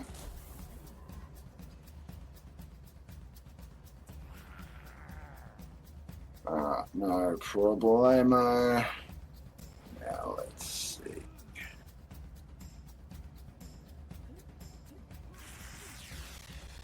Boom and boom. So regular zombies. One down here. It's going to take a swing at Ralph. And by swing, I mean it's going to try and like smash him with a bloody crumpled fist, but he misses. That one's had a go. That's it. Okay. It's them, and it's now Robot's turn. He has a blinded Husker zombie right in front of him. Yep. Alright, so he's going to obviously attack with his sword right in front of him. It's a morning star now. Oh, okay. It's a morning star now. Because he's actually bugbeared. Yep. So I get him morning star.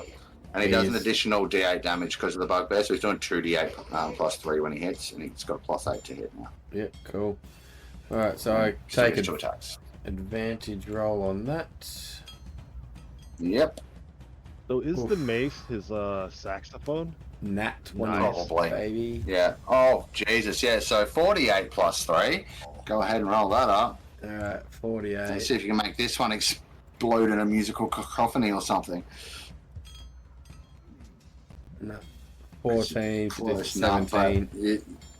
Yeah, okay, so you still take it out. 14 damage. So it's going to get its undead fortitude, obviously, so its DC is 19 on that. Which it fails. So, yeah, that one's down for the count. Nicely done, Robot. And you've still got one attack left. Got some movement. Yes, so my movement is what on him? 30 feet. Yeah, it should be about So that.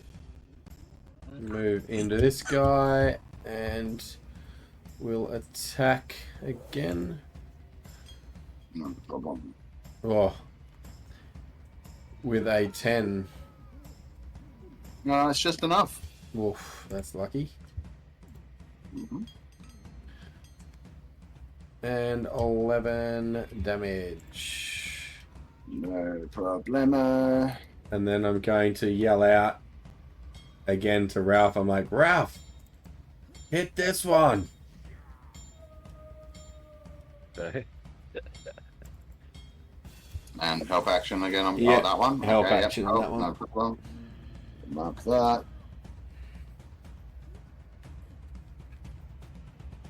Take it off of this one. Up. Done. And then so Kadam.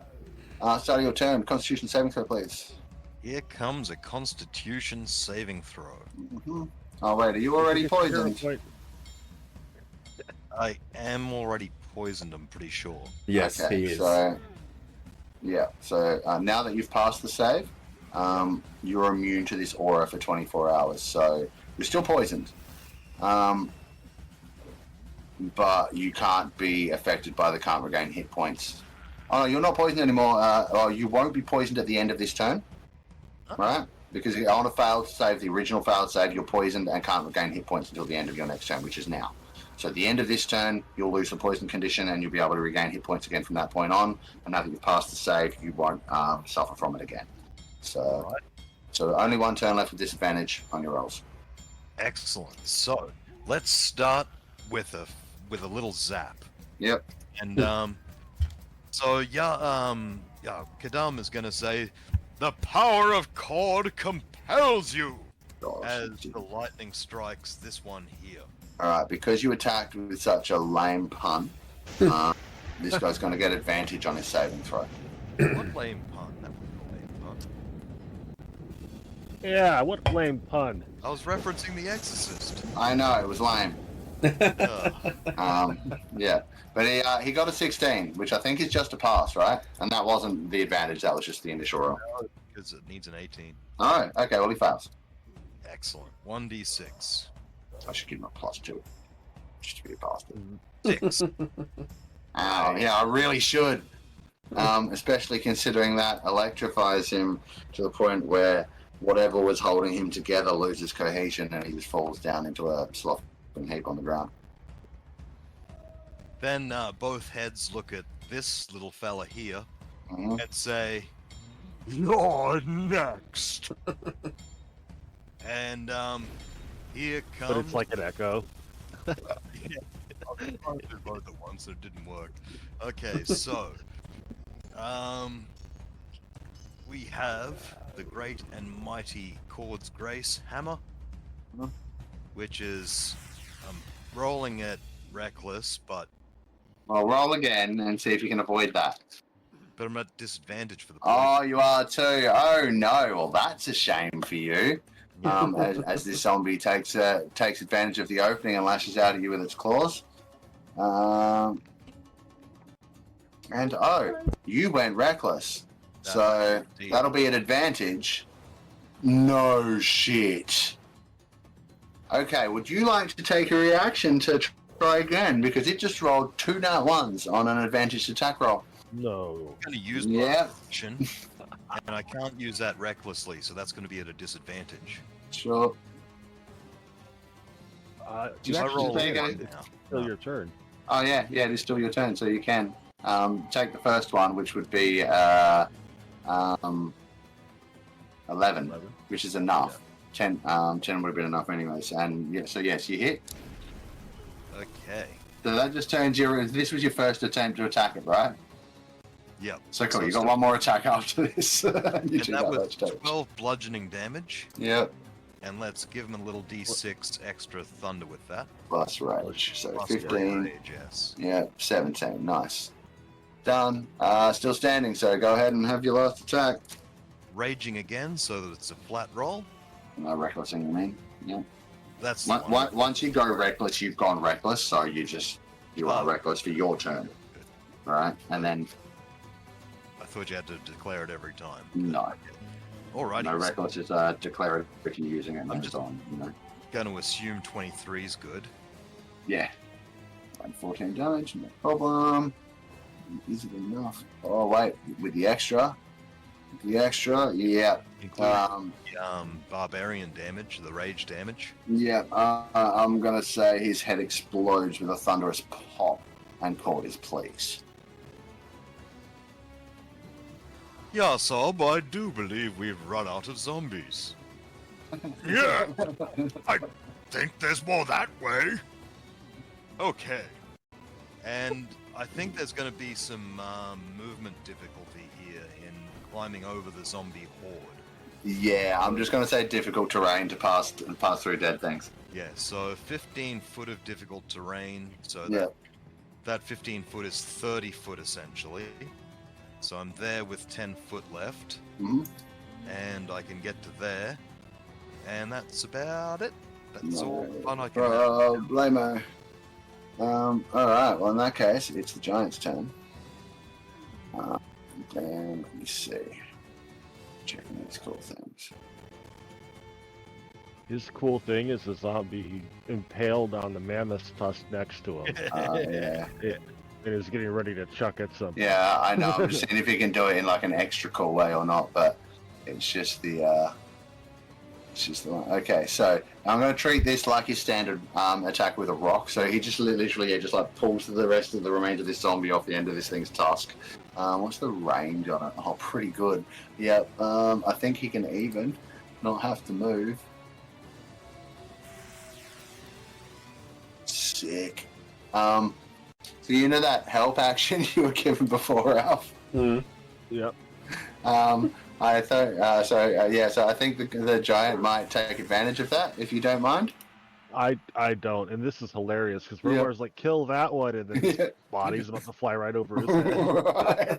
And the giant kind of overhears that, sees Kadam rush and he's like, oh, okay, I know what to. And he just like launches this thing at that zombie.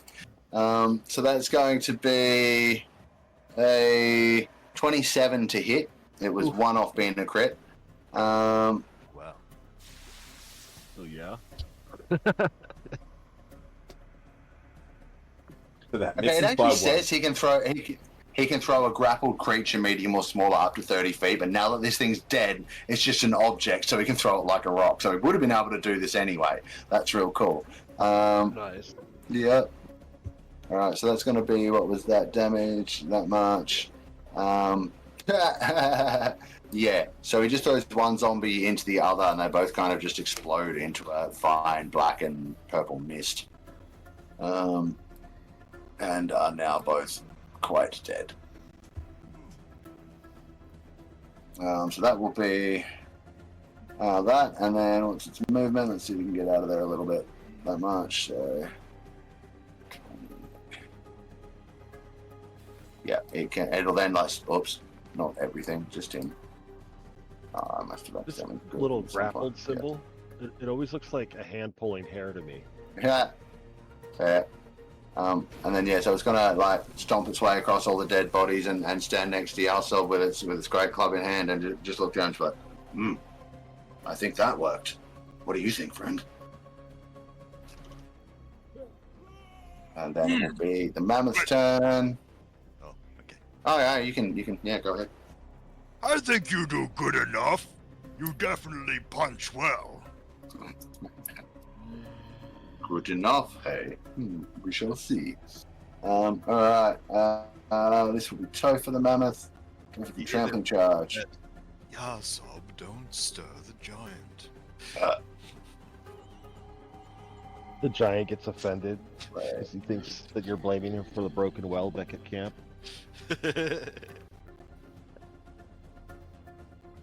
I accidentally grouped these guys before, my bad. Grab that one. I do that sometimes too. Yeah. So this one's just going to charge straight through those dead bodies and straight at this other one that's in contact with Robar. And give it a trampling charge. So, okay, so goring attack. It's a 29 to hit, one shy of a crit. Does 31 piercing damage, and it would have to make a save or be knocked prone, but it didn't have enough health left. So I'm going to say with the force of that, it's just knocked into this other pile. So that thing's dealt with. That's Topher's turn. Got some husk zombies left around, I believe. Here's one. Ralph, you got a couple of attacks coming at you, buddy.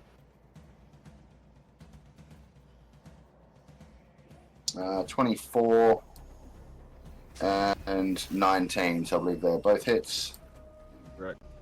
That will be 8 slashing reduced to 5, and 6 slashing reduced to 3.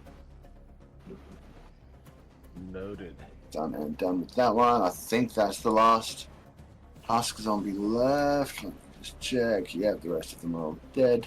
Excellent. So that's that one, and we are back to the top of the round with Akak's turn. I think he'll just throw out a ray of frost, I guess, at the closest one to him. One as well. Things look like this. Oh, hang on. Actually, top of the round, nearly 10 o'clock. Let's take a break here, folks, because I have some other things I need to get ready. And we're nearly at what seems to be the end of the fight. So, I'm going to take a short break. We'll be back in like 10 minutes or so. Thanks for hanging out, folks. We'll see you soon, and we'll wrap up this combat. See you soon. And hello, everybody. We are back. We're going to get back into this combat in just a moment. I really hope these things didn't just break. No, they did not. Cool. Just have a couple of things to take care of over here, but it's going to be Akak's turn, and he's going to get to cast on some spells, I guess. It's probably how things are going to have to go down.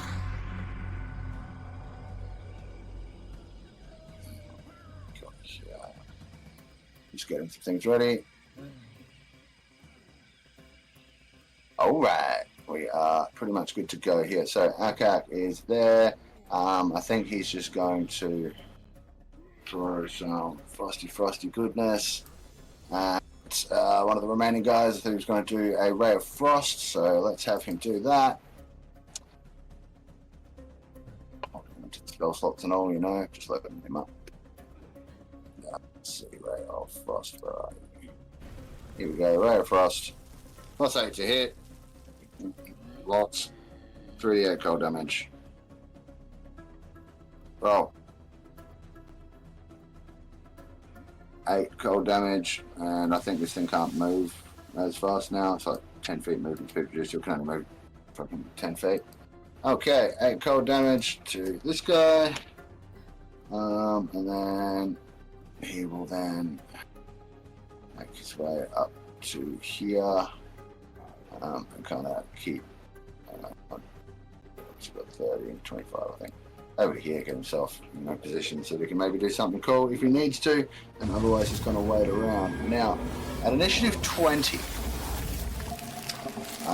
just before we get to Bucket, can I get perception checks from everybody, please?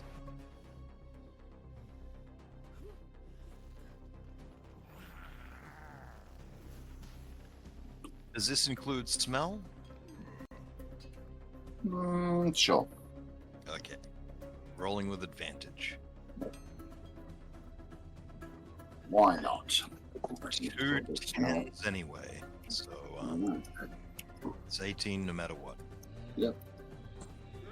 Taiji, that's one from Bucket, that's Robot. Have we got one from Sam? Look at Taiji, holy shit. No, that was Robar with the 21.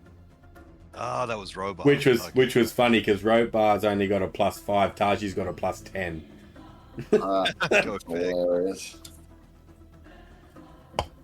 I didn't think to roll with San. Yeah. You don't have to. That's probably why someone is. Why did he just? Someone is Cool. hinting. Alright, so just waiting on Sam. Yeah, where's his? There it is. If he doesn't have the skill in his stat block, he'll just roll wisdom, but I'm pretty sure he should have it. Critical fail. Okay, so San and Bucket don't notice this, but you see like the ridgeline that the giant and the mammoth were originally backed up against? You can see just at the top of that, and this thing's like a good few hundred feet high, but you can see a small humanoid figure dressed in robes. I'm going to see if I can get this image through to the game log. It looks, from what you can see, a little bit decrepit. He's holding a staff in one hand that seems to be sort of like shimmering and pulsating with purple-black energy, and the other hand, he's got this massive bladed chain that he's sort of like letting droop over the edge of the hill. And he's looking down over the top of you. He raises a hand. Just trying to get this token. Wait, you said he's small, like size small? Yeah. No, With no. a massive chain? No. He looks small with how far away he is. Okay.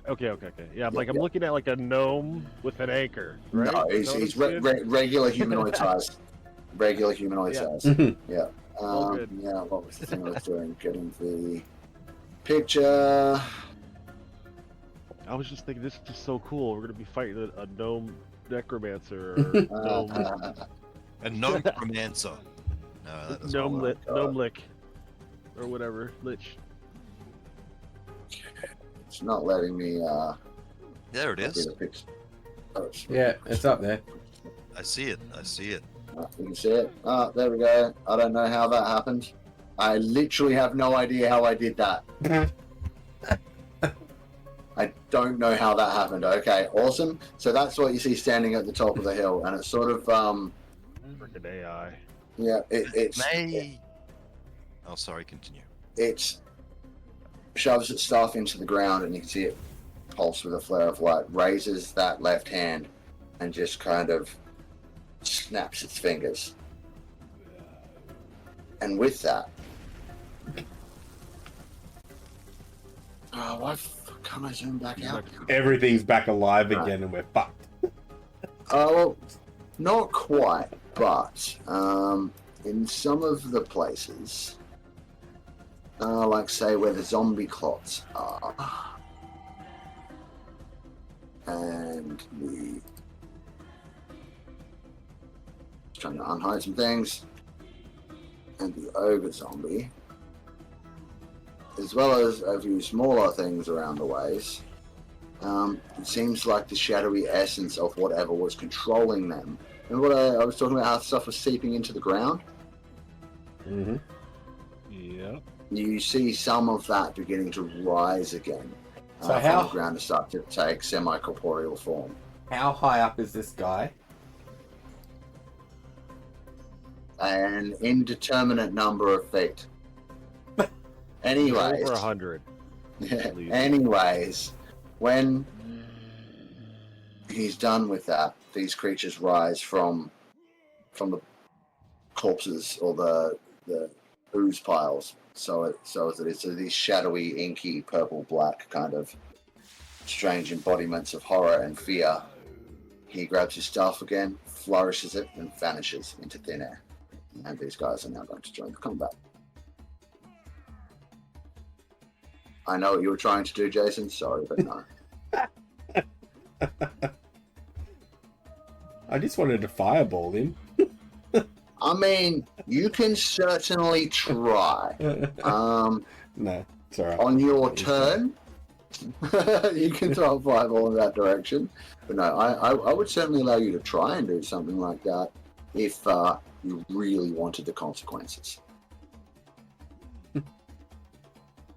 Alright, so they've all been added to the combat tracker. Unfortunately for two of them, they rolled really way too well. And so it's now going to be Ralph's turn. What I am going to do is go through and delete all of the dead zombies just to get them out of the way. It's kind of like what's left of them has either seeped into the ground or turned into these things.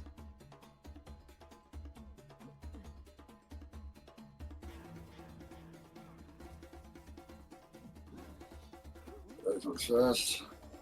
Delete. One left over there. So are these things more ghostly? Yeah, they're like semi-corporeal, like they're not really solid. They're more like moving shadows than anything.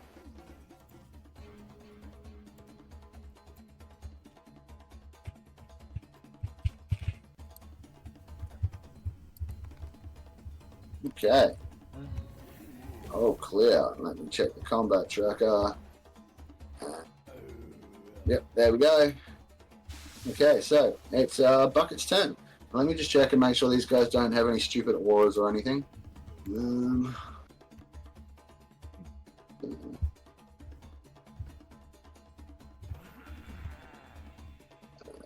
Note on those guys. And nope on those guys. Yep, all good. Bucket is up. The combat tracker onto her. There we are. Okay, Bucket is going to target like where this guy was Yep. with a fireball. Mhm. The intent is just to kind of startle him if he is invisible. Yep. But more the intent is to try to, can I knock shit loose to fall down on these guys down here? Okay. Yeah. All right. That's it. Let me see. Oh, you know what? Hero point. Okay. Okay, I dig it. Okay, I know how I want to work that. Should be good. Roll me the damage on that fireball. In fact, hero point. What level is it being cast at? It's a DC 18. It's out of the Helm of Brilliance. I have to use a fire opal. I guess it doesn't say, so I guess level 3. You know, Yeah. like Okay, so standard one, which is like I said, 8d6. So I'm going to max that out to 48 damage. all right.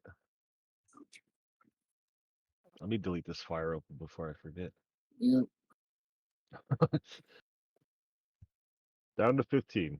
Down to 15. Have you like circled one so you know not to pull that one out? that last one. Right.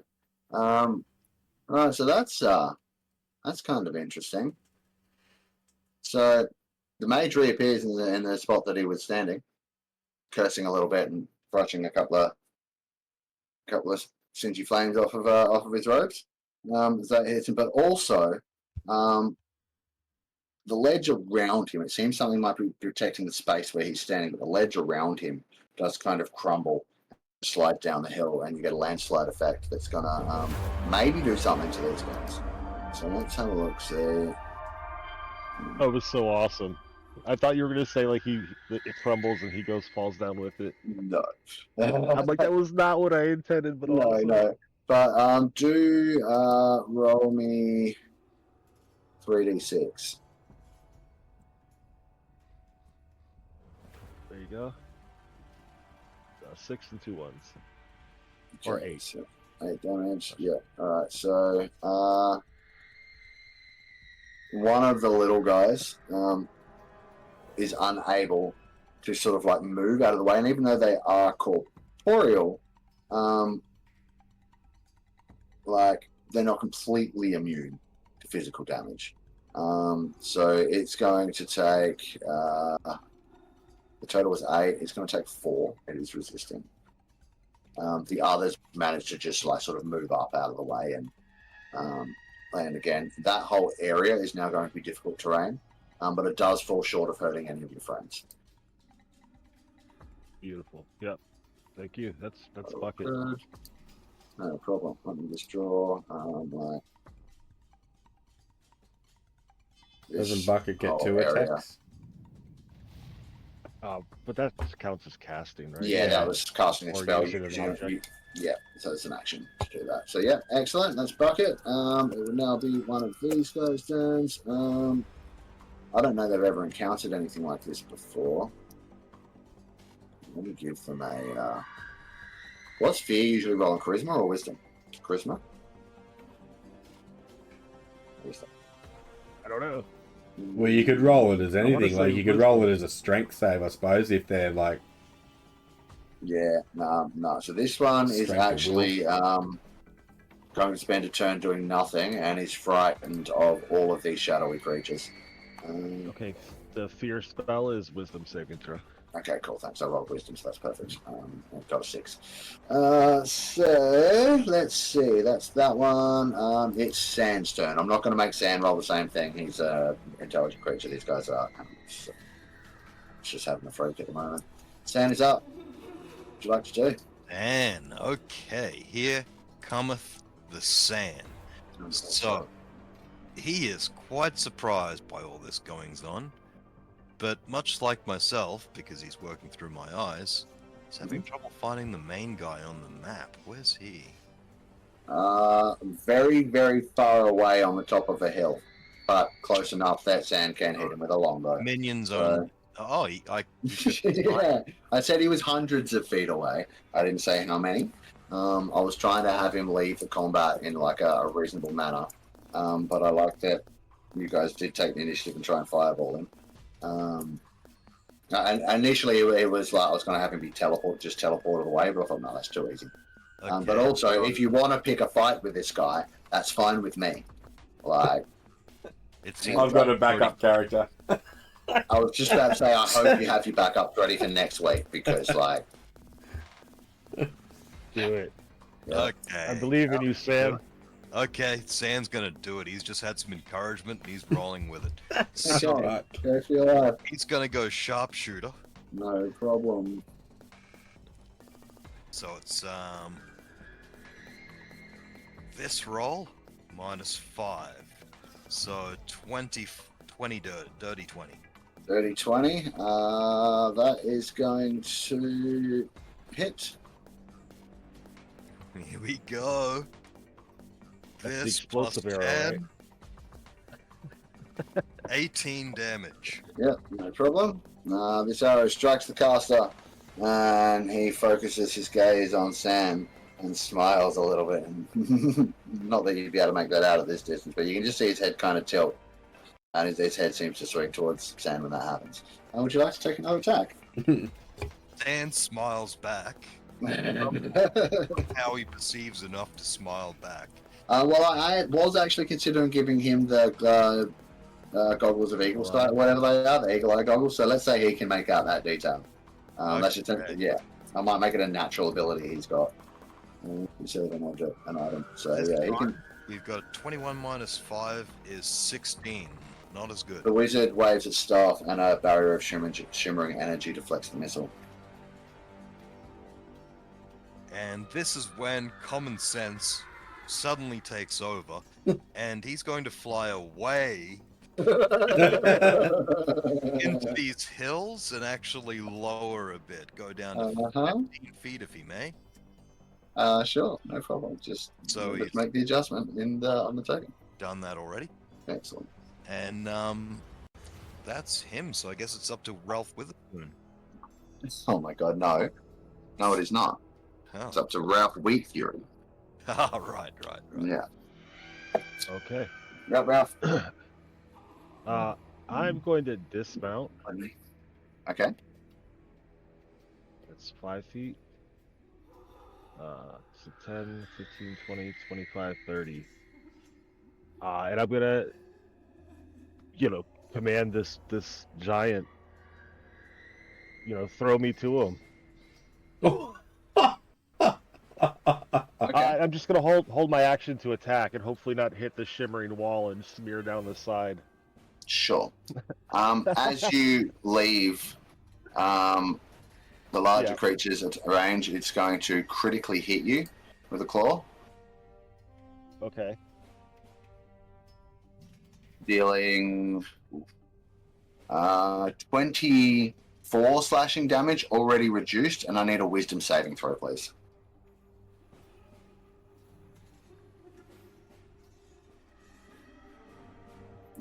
That's a pass, so... Teetered off before, by the way. Yeah, oh shit. Now, when you ran, did you run past this other shadow or around it? I ran to the giant. Beeline? Yeah, okay, so it's going to get one as well. That's going to be... I mean, I went through this square, so I think everything... Yeah. And the zombie too. Yeah, we'll get to that as well. So the shadow lunges almost right in front of you. Do you want to use your reaction to stab it in the face as you run through it? They rolled on that one. Yeah. Sure, go ahead. Absolutely. I'm not... No, I don't. No? Okay, no problem. Because I might need a reaction to catch the rock in a minute. I don't... Gotcha, yeah. Yeah. And the kobold zombie has a crack as well, but misses terribly. Not quite as badly as that one, but yeah. All right, so you're holding your action, and you've asked him to toss you at the wizard guy, mage guy on the top of the hill. Yep. Gotcha. Willing creature bin. Yep. All right, we can work with this. We'll see how that goes. I love it. But you have already used your hero. Oh no, did we say Bucket gets her own hero token? I don't know. I was thinking, if we only get one, I think we should pick at the beginning of the game if we get it or our sidekick gets it. But if we each get one, then Well, I was thinking Bucket might be a special case because she's the main character. The other two aren't getting it. She's the main character. Yeah. I mean it. It was a joke until this moment, right? What the hell? Yeah. Well then. Bro, okay. I haven't been joking about that for weeks. Ralph's the sidekick, Bucket's the main. Checks out. No, look. Ralph's the main character in as in he's the player character, that's Fizz, but Bucket is the main character of the story. He's going to turn into the prince that rules the realm. Sure. Just give him a kiss. In a roundabout way. That's absolutely what's going to happen. All right, so Ralph has run away, leaving Bucket to stand toe-to-toe with one of these absolutely horrific creatures. And on that horrific creature's turn, I believe it takes damage. Because of the helmet, it being undead and starting within the range of it. If it was undead, that would indeed be the case. However, it is not. Okay. Yeah, for some reason, whatever that effect is that affects undead, it doesn't seem to be working on the big ones. All right. Okay. That makes way more sense than it's not undead. I'm like, well, then what is it? Is it Yeah, an elemental? Is it? Yeah. Okay. it's something. But yeah, for some reason, that power is not working on them. Okay, I need dexterity saving throws from. Let me see. Let's just put an aura on this for the minute.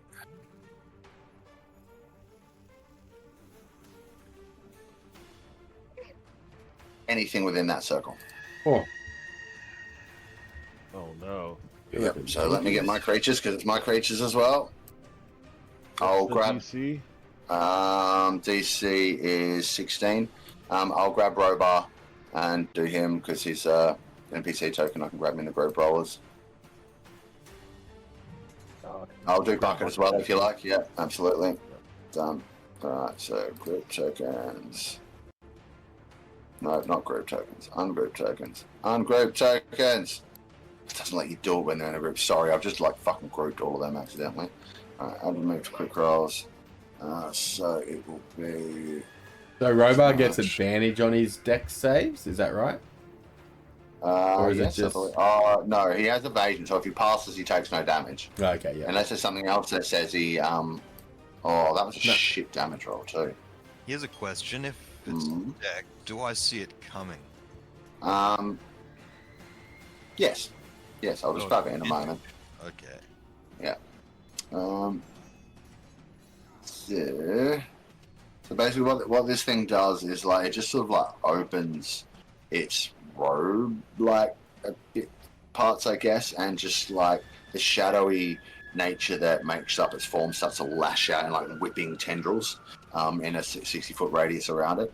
And so yeah, everyone's trying to like dodge out of the way of this. So anyone who got 16 or higher will only take 9 necrotic damage. Anyone who fails their save, so 15 or below, takes 18. 9 necrotic damage, so I'm resistant to that. So you'll take 4. 4. Gotcha. Alright, the damage has been applied to all those. It took out 2 of its own allies. What was the saving? What was the save, sorry? Damage? Oh wait, sorry, I might need to fix that. It's the save was DC 16 Dex. Oh, I failed. Yeah, sorry, good call, Jeff. No, they are in fact immune. So thank you.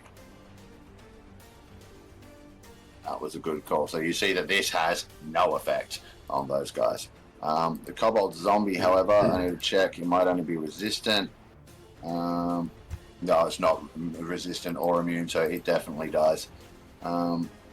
Although it was only 18 damage, so it might be able to fortitude its way out of it. 18 plus 5 is a 23. I'm going to take 9 damage. No. So, yep, so that happens. That will be actually 9 damage. So I took the Shield Master feat, right? Mm-hmm. And this was kind of like to shore up my dexterity because I got a -1.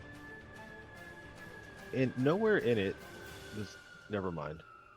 Because nowhere in it doesn't say you have to wear a shield. But it was like the paragraph before the bullet points of what you could do, and then and I didn't see that in the like the when you look at your features and traits, they condense it. So I was looking at the condensed version. They left that part out. Oh, wow. That's broken. Hang on, let me bring back that aura. Oh, I like this. Alright, so then the creature steps into Bucket's shadow, slinks down and disappears into it. And for a moment, you're like, where the f- did this thing go? And then it reappears by stepping itself out of Kadum's shadow and appearing right next to all of you. Shadow step. And that will be its turn. Moving on to one of the other shadows. Let's see, which one is it? Oh, it's this guy. What can you do? That. And that. Okay. Pretty straightforward. This one's going to find itself a living target. Oops. No. Just remind me that I need to ungroup everybody. That will happen to Bucket if you don't ungroup her as well, Fizz.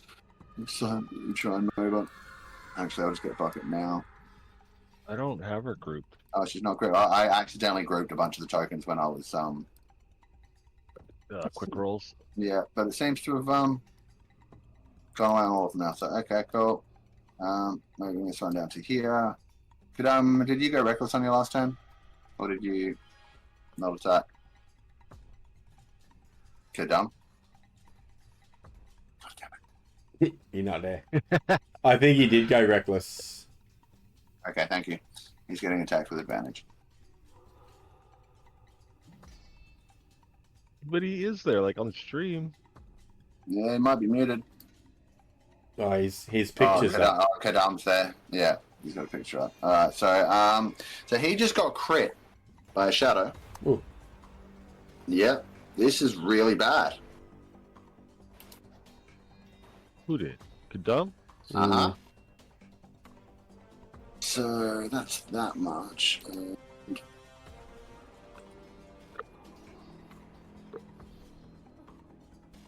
dear. This might have been a bad idea to attack that dude up there. Maybe. It seems like it's the worst idea to be down here. Yeah, really need Kadam to come back though because he's. sorry. Yep, there you are. Okay, so you've been critically hit by a shadow Oh, okay. with a strength drain attack. Oh. You're going to take 15 necrotic damage. I believe your resistance, that'll be reduced to 7. But what won't be reduced is the 3 points of damage you're going to take to your strength score. Oh. So what is your strength score currently? 15. It is reduced to 12, Ooh. Okay. which includes all of your attack modifiers and all of that kind of stuff. So I might just be able to do this for you because I can go and add a temporary modifier. Okay, strength. Here, other modifier -3. There we go. So that will automatically adjust for you.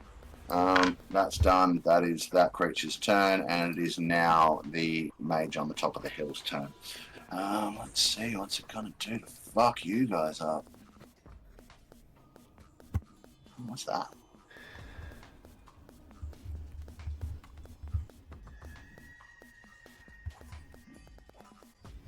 Taiji, are you the cleric right now? Yes, I am. Thank God, because we're being attacked by shadows at high noon, and you have a sun god. Alright. Oh man, this could be interesting. I don't know how well that exactly works though. So let me just check something else. Because I'm kind of running this guy on the fly a little bit. Let's see. Yeah, I know what I'm doing if I can. Let's try.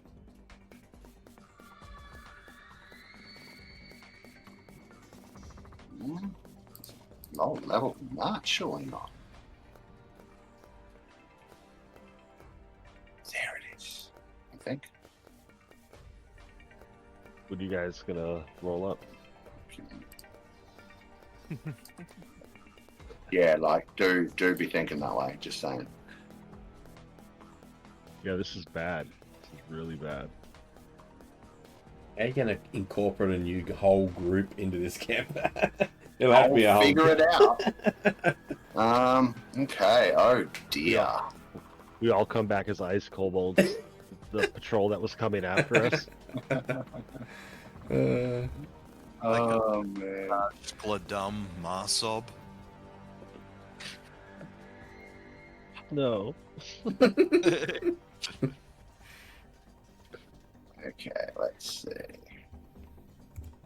Oh yeah, I love it. Alright. Oh. We're for 3 kobolds. We just need the trench coat. We can finally do it. Okay, so who hit him with the fireball? That'd be the horse. Oh no!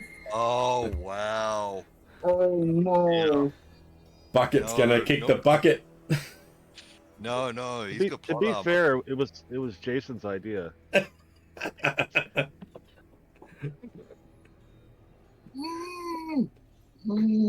The main plot point's gonna die.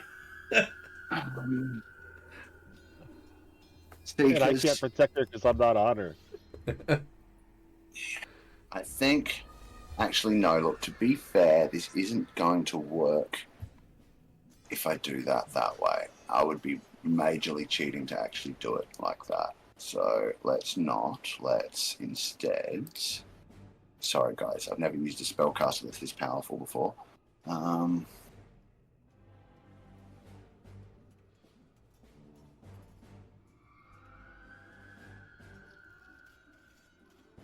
Okay. Let's try instead. You know what makes it easy? Go for the So- spell you know is strong and then just upcast it. Yeah. We can still do that until next edition, so enjoy it.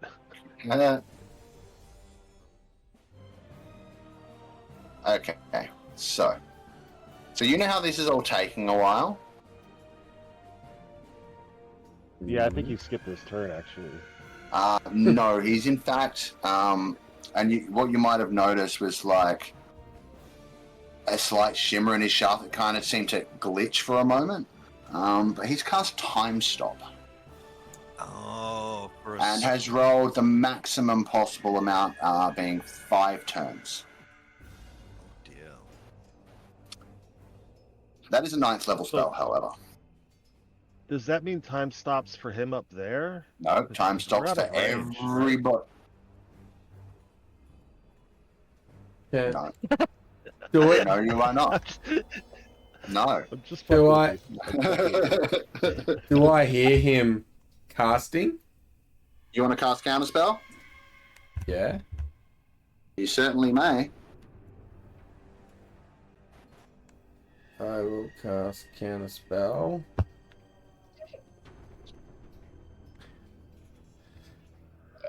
Yeah, good call, Slacker Unchained. I like to trick my players with things that look like other things too. Alright.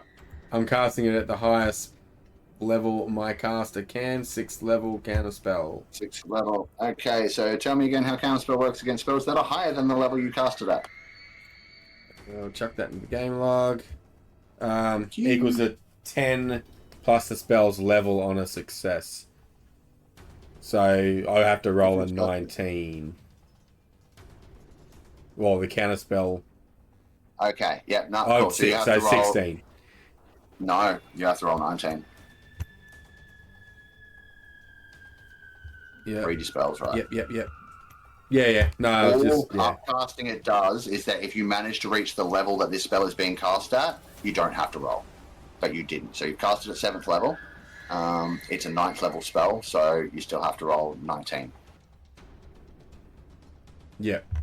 Ouch. So like a regular third Yeah. level would have done the same thing. Exactly. Ouch. Exactly. So go ahead and make a spellcasting ability check, please. Or use your hero point. Or use your hero point.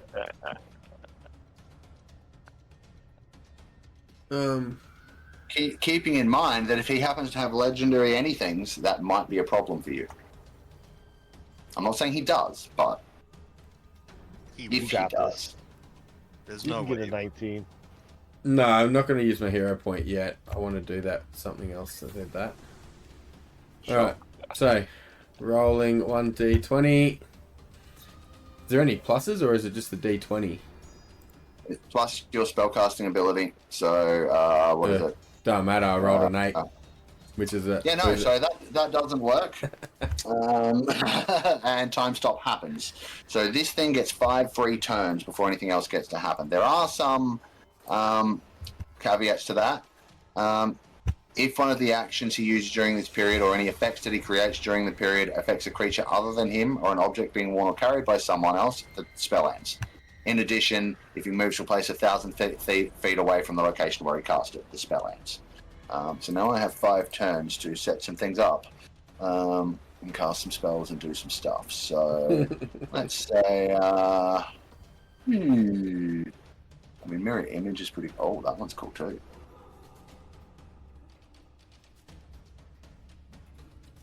It's concentration though, so I just have to check the things that are concentration and the things that aren't.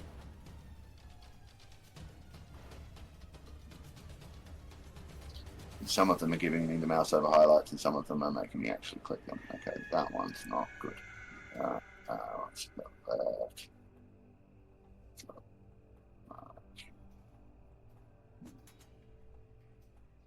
Yep, cool. So the first thing it's going to do, its first turn, let me see what bonus actions it can do. None. That's just a spell. So its first turn is going to cast mirror image on itself.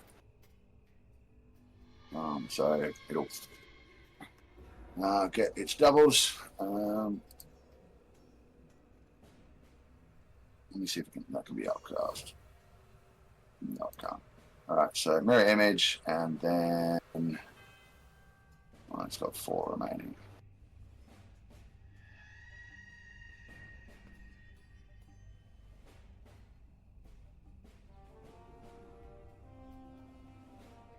Alright, also not.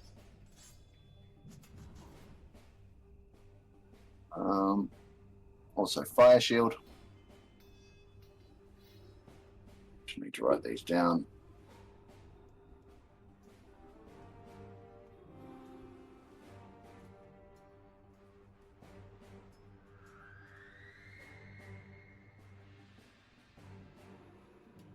Yeah, with that counter spell too, if it would have been a level 6 spell he was casting, it would have had no effect. I would have just automatically passed. Yes, that's the point of upcasting. That's what it does. Mm.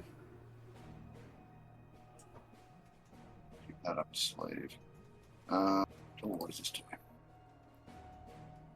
There's a lot of spells I'm not familiar with, so that's concentration. I'm going to get this concentration on that. Alright, so 1, 2.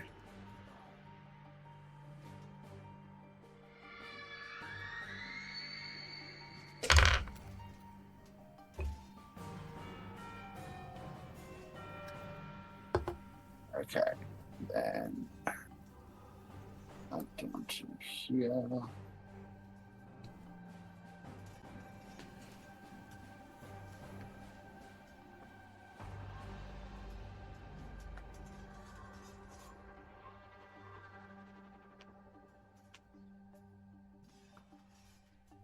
Oh, Jesus. Mentioned all. I guess he doesn't need to be concentrating on that because he can do that. Oh no, because he needs the time stop to get multiple turns. Yeah, okay, all good, all good. He'll do that. So that's 3. He's got 2 more, so 1 more prep spell, and then he's got to do the thing. Yeah, cool. So.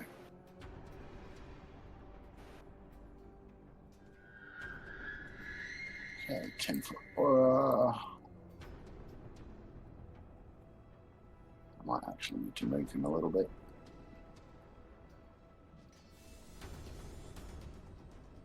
Well, that one's up. Oh, yes, definitely going to need to move that a little bit, maybe to there or something. Okay, so he uses the first 4 turns. He casts Dimension Door first and teleports down to here. He then casts Mirror Image, Fire Shield, and Globe of Invulnerability.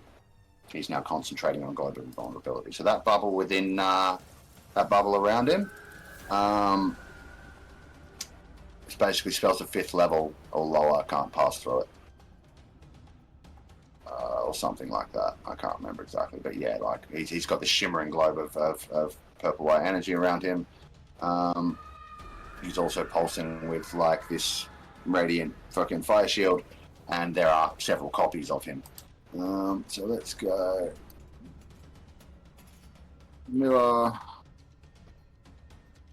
fire shield, and then the globe is the aura, but I'll put it there anyway. Globe and vulnerability, Mr. Step down there, and then Taiji. It's going to look directly at you and extend the staff towards you. Now you can now see that it's closer. The staff has an open clawed kind of hand on it, on the end of it, and you can see that the finger of that stuff, like the rest of the lower fingers and the thumb, curl together, and it just points a finger at you, and it pulses with necrotic energy towards you. It is casting Finger of Death. Ew. So, what do my screens just do? My screen's doing a weird. Okay, give me 2 seconds. Now let me find the spell again. There we go. Here Don't it is. worry, Finger of Death's not that bad. Yeah, it's not that. I mean, look. Before I realized he was too many hundreds of feet away to cast power word kill, one of you was about to die. Like either Bucket or Taiji, like outright dead. So, consider yourself lucky that it's only Finger of Death, right? So I need a Constitution saving throw, please, from Taiji. Why is he going after me? 18. I didn't even do anything to him. Because you're the spellcaster and he knows what you're capable of, and you tried to counter his time stop. Right? And it got really close. He got level. Yeah, you got real close to actually stopping it from being able to do the time stop. So he's like, oh, that guy's a threat. Right? The only person that can counter my magic on the battlefield, probably. So let's stomp on him first. Saving throw, please. Yeah, 18. 18. So that is just a pass. But you are still going to take half of the damage I'm about to give you. So 1, 2, 3, 4, 5, 6, 7, 78. Jesus. Which is 27 plus 13. So that's 57 necrotic damage that you're going to take from that spell. Is that halved already? No, sorry, that's not. So 57 total, so 25 plus 3, 28 necrotic damage from Finger of Death. And let me see. Fortunately for you, it doesn't kill you. And that will be that. And then let me just check exactly the wording on time stop. I'm picturing him flicking you off. Just giving you like an evil face. Just giving me the finger and then just going.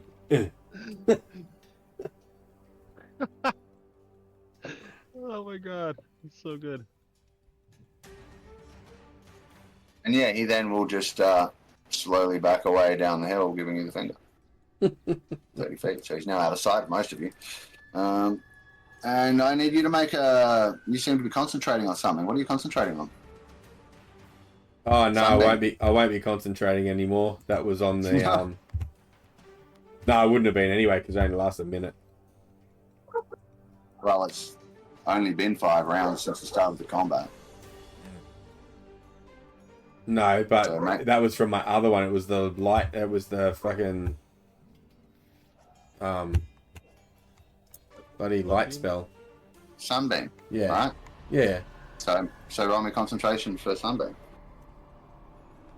So there's still a beam of sunlight shooting across the battlefield, right? I think he just pulses at every action, right? Yeah, it doesn't say it stays there. It just says I can recast it every round as an action. That's a pass. But I'm pretty sure it only lasts... How long? How many rounds? Because it only lasts a minute. That's 10 rounds, dude. Okay. I thought we'd been through a fair few. Because that's what...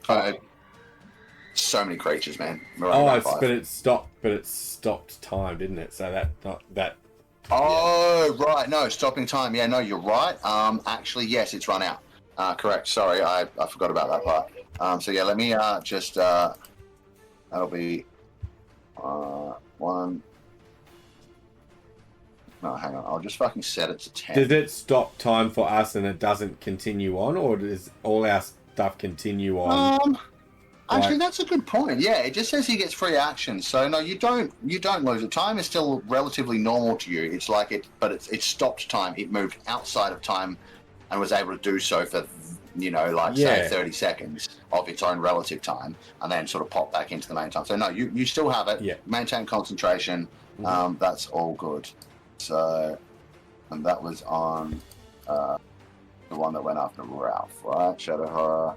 No, that's on Mysterious Mage. All right, cool. So that's that one. That's its turnover, and we're on to one of these guys. Okay, so this Shadow is going to lunge. It's got 3 possible targets, so let's go a d6. 1, 2 will be Bucket, 3, 4 will be Robar, 5, 6 will be the Mammoth. It's a 5, so it lunges towards the Mammoth. You guys got super lucky there. I'm just thinking he has so much strength, like, and then what does the like 0 strength mammoth look like? Just the A zero ball. strength Mammoth looks dead. So that's -1 on that, and it loses 8 hit points. So done. And then I need to just make a note of that. -1. Okay. As well as Mirror Image, Fire Shield, Blur of Pinball, Misty Step, Finger of Death. Yep, cool. Sweet as. Next Shadow is which one? Is this one over here? How far can they move? 40 feet.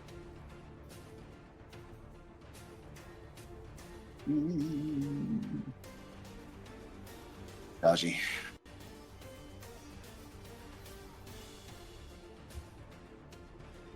$23 to hit. That's going to be 9 necrotic damage. And off. You lose 4 points of strength. This will be off of your currently active model. Yeah. Do you know how to go and modify it, like temporarily modify your strength score? I just go into my strength, yeah. Yeah. What is your strength score before this 14. happens? Okay, it's now 10. Yeah, good to know. So that's that one and that one. And Taiji, it is now your turn. 4. Yeah, that's crappy. Alright. My turn. I punch him. Okay, so Right. going to... This is so much fun, guys. I'm just saying. Thank you for attacking this thing. going to step... Hey. How do you get in it? Yeah, I'm going to step just sideways a little bit. And then I'm going to... Oh, hang on. Before I do that, let me roll this. Yeah, I still pass my concentration. Alright. So, I'm going to step there and I'm going to cause Sunbeam to go up towards that big dude. Right up there.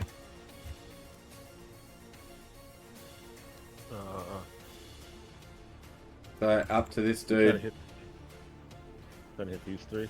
Yeah, trying to hit those 3. So it's a 5. It's 5 foot. I don't know if I'm going to hit that other one out there or not. That blue one.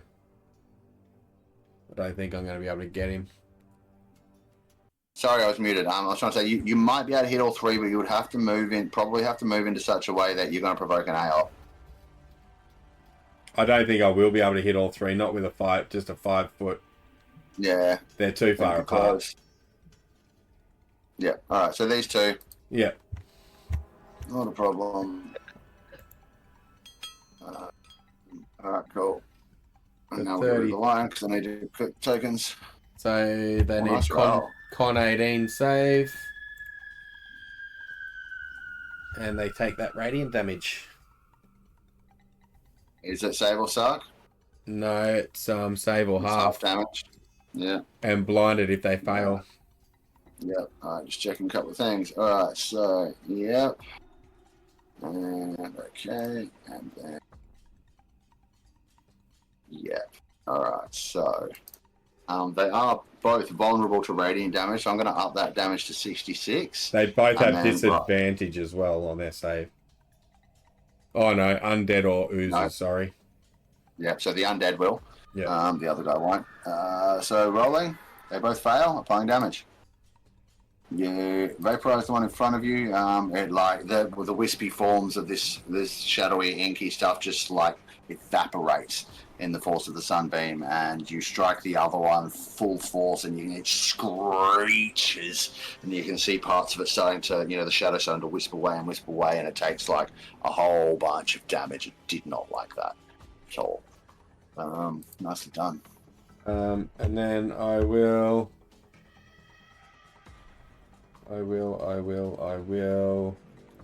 move 5, 10. I'll move 10 feet to there. Sure. Not a problem. Give me 2 seconds.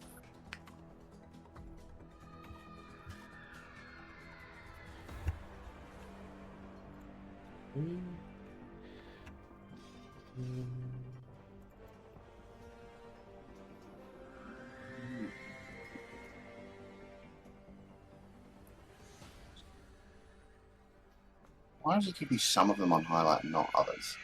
That's stupid.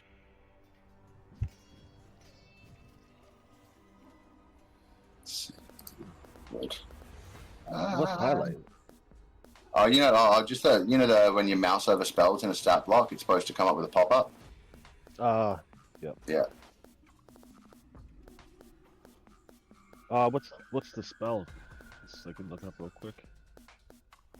It was just magic missile. I was looking to see if it needs to be able to see the target or not.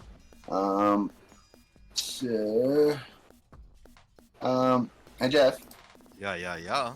can I get a Oh, that works actually. No, I got a better idea. Hang on 1 second. That's a worry. That's the wrong one.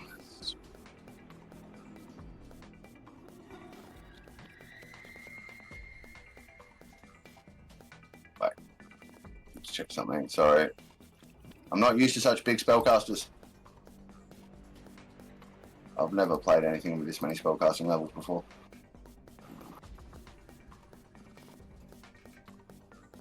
Yeah. Well, wasn't prepared to use this yet. And none of them are just like massive damage and the poison condition. They're Right. like a wall of text. Yeah, I'm avoiding most of those. Yeah.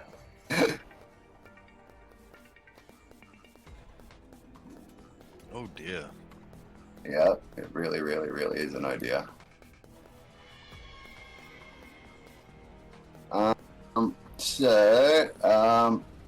At the end of Taiji's turn, the wizard steps forward, raises its staff again, and a blast of freezing cold energy erupts. Sorry, no, did I say freezing? I meant sickening necrotic energy radiates out from his staff in a 60-foot cone. I need Constitution saves from everybody, please. That's Okay. Akak, that is He Taiji, and he that is down at the Ben. bottom of the It's big a rise too. 60-foot cone. Okay, just saying. It goes, and he's pointing it up the hill, and it's like if you fired a flamethrower up a hill like that, it'd wash over it, right? Yeah, That's how cone weapons. That's how cone weapons asking. work. That's why I used a cone and didn't just lightning bolt you. Because that would have hit everybody up there. I just realized a thing. I rolled his con before I realized he had a saving throw for con. So go ahead and add the extra. There, yeah. 17. Okay. Yep. Now let me see. Okay, 17 is just a pass, so that's also a pass for Taiji. And I need to do one for Akak as well. 2 seconds. That's why I like Tailspire, because you could aim your cone up. Yeah, actually see where it's going to go. Angles and stuff. Yeah. Yeah. Because like right now I'm questioning, can that hit sand? And I'm like trying to figure out the angles and the, you know what I mean? But like with the 3D thing, it's just that's the guy. So. Let's see. Not that much. I can't remember how the concentration checks work. I rolled a 15, but it goes off your attack, doesn't it? Yeah, wait for the damage. So it's going to be 18 necrotic damage. So yeah, you're fine on concentration. But anyone who failed the save needs to take 18 necrotic damage. So that's going to be Akak. Halved on a pass? Yeah, half on a pass. Concentration saves work like this. You have to get at least a DC 10 and at least half of the damage, whichever one is greater. Yeah. So if it's DC 20, it would be a DC 10. I mean, if it was 20 damage, it would be DC 10. If it was 40 damage, it would be a DC 20. Yeah. Yeah. So on. So, If it was 1 damage, it would be DC 10. yeah. So, Robot's turn. Alright. So, Robar standing here.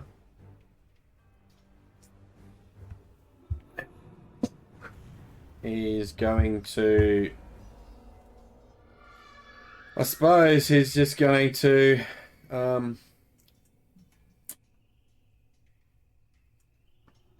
He's well away. He's going to step back in here. And he's going to shoot this thing with an arrow. Yeah. I was just going to say, I'm not on Bucket if you wanted to ride her. He has been riding her with me. You know, like... I'd be okay with it. Not that it'll help much at all. No, yeah, I don't think he'd think about that at this time. So he's just going to. So can I just ask what level is Dimension Door? I'm forgetting. Hang on a sec. You gotta look it up real quick.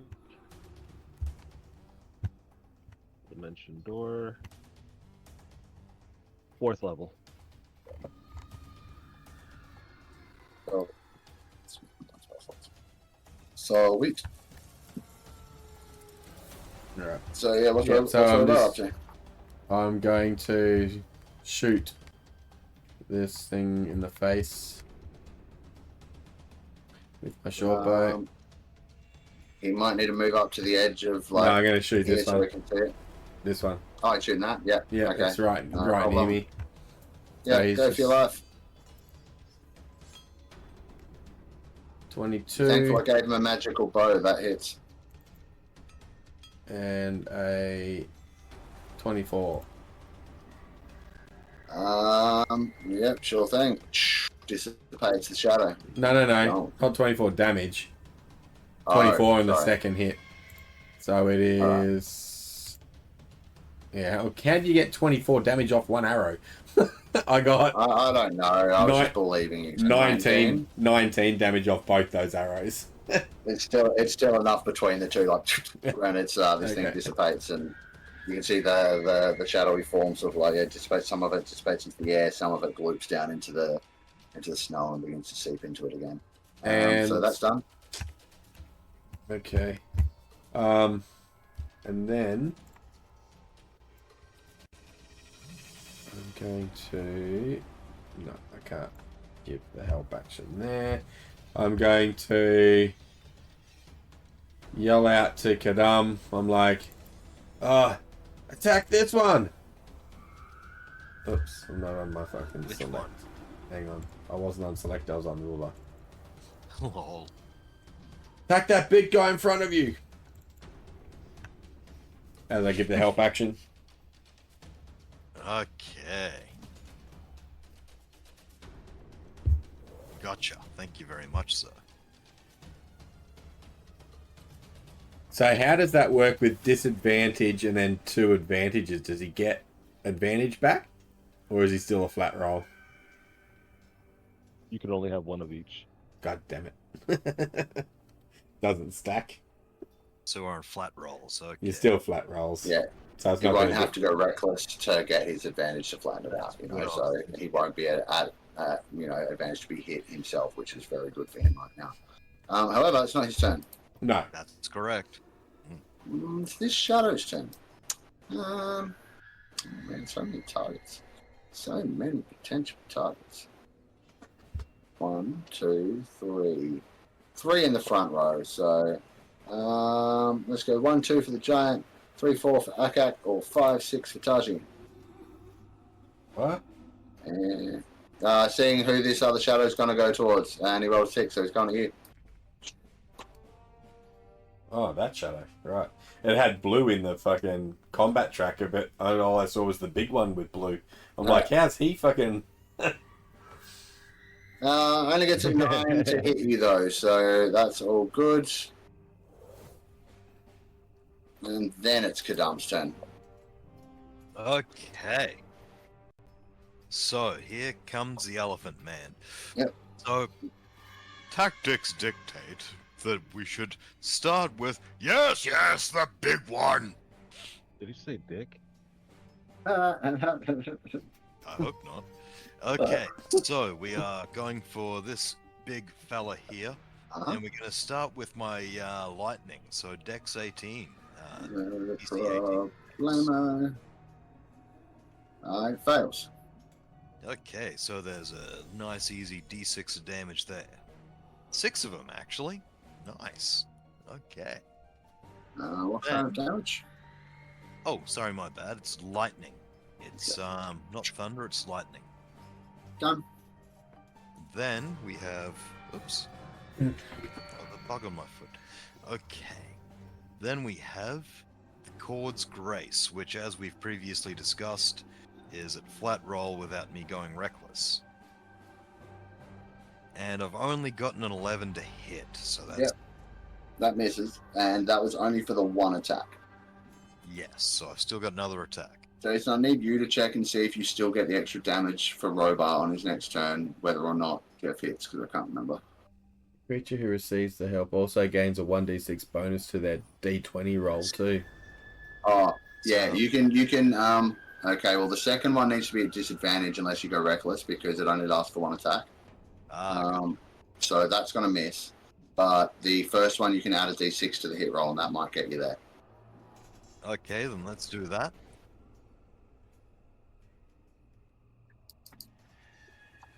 Two. Yep, just enough. Oh, nice. So Okay. go ahead and roll some damage. Here's some bludgeoning. Mhm. Oh, Yeah, nice. here's the thunder to go. Oh, Plus 3. Okay, so 9 in total. No nine. problem.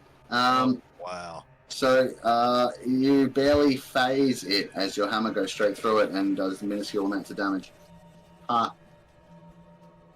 That went well. Yeah. I think I'll pass my turn on to our Giant Big- friend?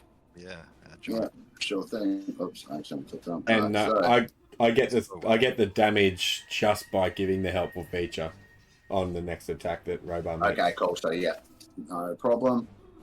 This guy will follow your lead, and he'll just go. Thought we'd stopped them. Oh well. Don't lob me. Throw me like a damn rock. Oh, that's right. He's throwing you. Okay, yep. All right. So he will grab you Can't. Oh. now. Technically, he can only throw you 30 feet. He can move pretty fast. Let me just check something. Oh, he only needs to get to like over there. Okay. Step on the shadow, then throw me. Move that far. Okay, so if he goes like, I think that's going to be close enough. It's 5 feet out. I'm going to get him to make a strength check to get you all the way there. Hear me out. What's up? As they come closer, can I use my hero point to cast a spell? What spell would you like to cast? I would like to cast when I find it again. Heroes Feast. No. Great I spell, but no. I want to touch Ralph as he goes past and cast Death Ward on him. Absolutely. I'll allow it. Is that a concentration? It's not, is it? No, it's just Excellent. it lasts for 8 hours. You can certainly cast that with your hero point off turn. That's what the other guy did with a legendary action, so I'm casting off turn, so I'll certainly allow that. That's not a problem. Ralph, you are now death warded. I believe it. Excellent. And now this guy is going to, let's see, he's got an extra 5 feet to push. Let me look at the exact rules. God. So you've got to save from death. Okay, so it's going to need to make a strength save. No, a strength check rather. I'm going to set the DC at it's downhill, and he's a giant, and you're 2 sizes smaller than him. I mean, it's a medium, so you can do it, but heavyish armor. I'm going to make it a 15. He's got a +5, so he needs a 10 or greater. Flip a quick. This is a problem. He rolls that much. Oh,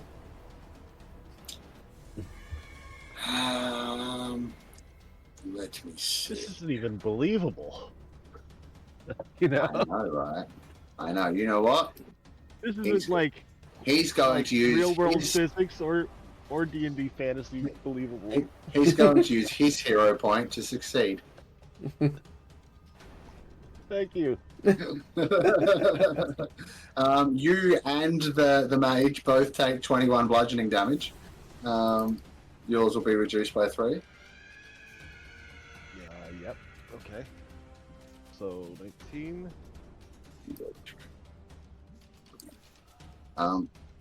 And then I need a dex save from you to avoid, or an acrobatics maybe, to avoid landing prone. So feet first. I'm mounted on a bigger creature. If you had been mounted, that would have been fine, but you were picked up and thrown like a little dwarf. So, you know. All right. So can I? Because I'm not going to be able to move if I fall. Can I at least get my attack or my attacks off before falling? Oh. Either I'll way, give- it's going to I'll suck give- to be I'll- laying prone yeah. next to this fucker. But I'll give you that. Go for it. He did Yeah. use his hero point to Okay. do all this. Yeah, absolutely. I'm all for this, man. okay, here we go. Advantage. I was gonna say, just roll the athletics check, because if you get it, you can go in with your feet and just like kick him in the face. Yeah, that hits, I believe. Is...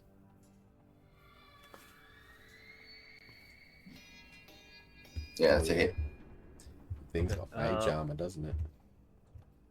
Okay, so I'm going to mark him with unwavering mark. Okay. I'll send that through so you can read that while I'm rolling the other ones. Right. And here we go. It's the next one coming. Not as good, a 20 to hit.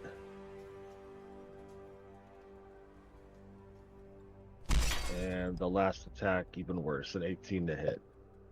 Okay, so the second 2 will both miss as the second one comes in. He flourishes his staff, and a shimmering field just like makes it impossible for you to get your weapon through to hit him. Sorry to be bad news, but he's also got mirror image up, doesn't he? Yes, he does. Thank you. That first one may not get him at all. Let's see. Mirror image. Targets you with an attack. Okay. So D20 or higher on the first one. So this will be the first one. 14. So, misses. And Just then, under, I think. yeah. And All then, right, so They But then all I have to miss. roll it on the other two because that would happen before he would cast shield, right? Like, it's just when you target. Yeah. So I don't think I can cast shield until you actually hit him, or you're going to hit him. So second attack is low. Oh no, he doesn't. I Sorry. was wondering if he already used his reaction. That's what I was wondering. But it might have got confused with legendary action. It was a legendary I'm not action. sure. Yeah, no, it was a legendary yeah. action. Yeah. So the second one would have hit him, at which point he'll cast shield. And then the third one, just to see if he loses another duplicate. He does. So he only has one duplicate left now. But his dash is fine. And yeah, his AC is currently. Oh, sorry. The second one was a 20, right? That actually hits him. That one hits him. Yeah, so you can mark him with that. And roll some damage if you like. Yeah. So 2d10 plus 4 coming in. Yep. How much of that is radiant? The second D10? Yeah. Alright, so that'll be doubled. Oh no, wait, it's 4. different from the other guy, sorry. Yep, so 16 damage. Yeah. Actually, I think they might all be radiant. No, it's just taking additional d10 radiant. Yep. And then he needs to make this. Okay, and passes, so the globe that you're inside stays up. All right. I'm going to action surge. Oh. Very nice. It's like no thing needed. I know. Okay, yeah. I was like, All whoa, now this is gonna hurt. Yep, so here's another one. Oh, he's already cast shield 20. That'll hit, right? But he's still got a duplicate left. So let's see if it goes at you or the duplicate. It goes at him or the duplicate. It goes at him. He's still got a duplicate left, but you hit him. Okay. I guess I should roll damage just because of dropping stuff. So 9 plus 4, 13.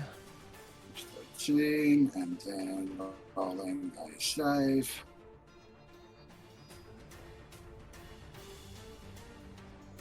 All good. And then that one will hit if the duplicate doesn't take it, but it does. So you pop the last duplicate with that one. So he's Alright, and then just gone. Here is my last attack. Oh wait, I'm an asshole. You've already had 3 attacks, haven't you? Oh no. No. But I did roll with advantage, and I don't think I have any reason to have advantage. Okay. So let's just call it at that. Yeah, I'm fine with that. Alright, sweet. Yeah. Fair. But you did somehow manage to pop 3 of his duplicates even when you hit. Oh, you action surge. Sorry, that's right. Yeah, you had 3 attacks before then. Those ones. Yeah, gotcha. Alright, I'm with it. No problem. Bam, bam, bam. So that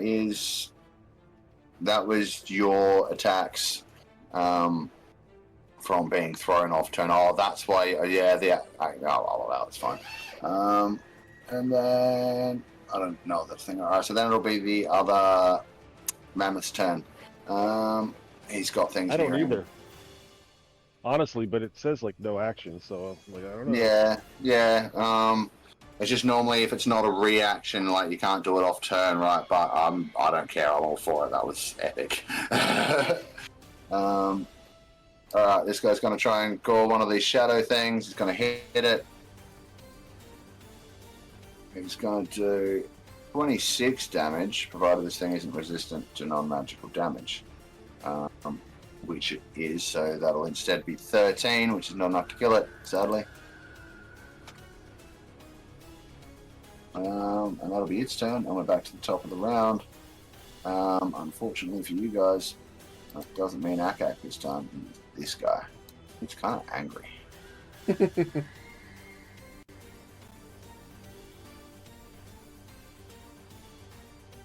Where is that fuck? Look at those Does things. seem to be dark of temper. Uh-huh.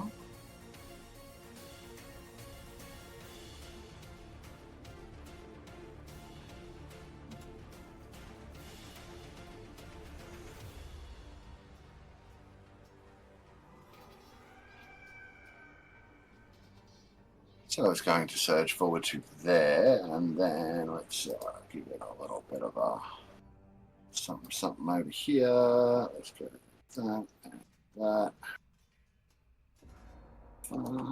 Okay, let's Oh, Jesus. have some dexterity saves from everything in that circle, please, as it goes lashy, lashy, lash, lash with the shadows that it's got left anyway inside these robes that are lashing out in tendrils.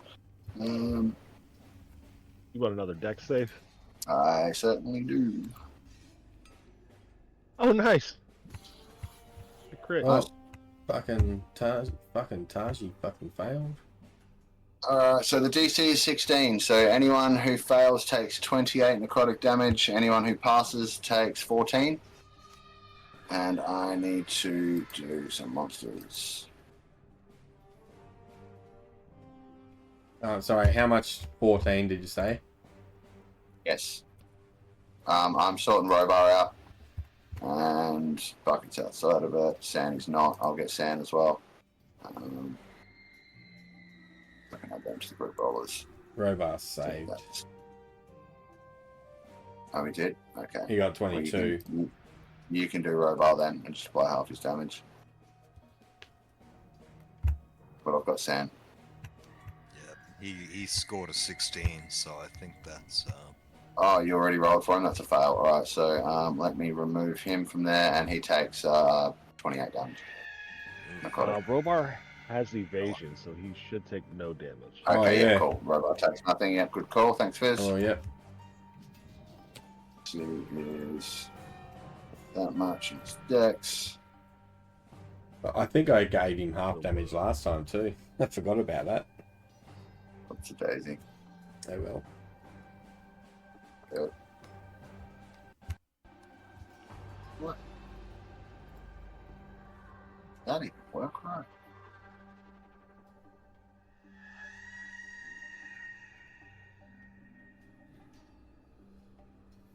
Why does Sand now have more health than he started with? No, he doesn't. Yes. Oh, sorry, 62. It was looking like 82 out of 80 until I zoomed in. My bad. Yep, cool.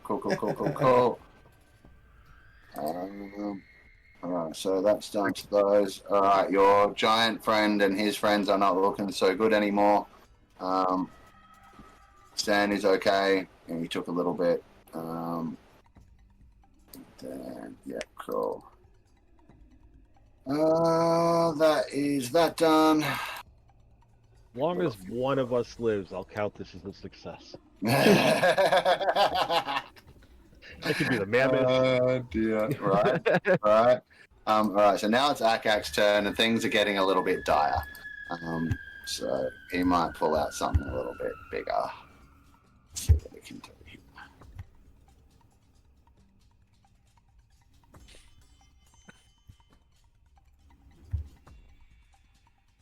When you said it's getting dire, I thought you were going to summon like dire wolves. I mean, you kind of can't, but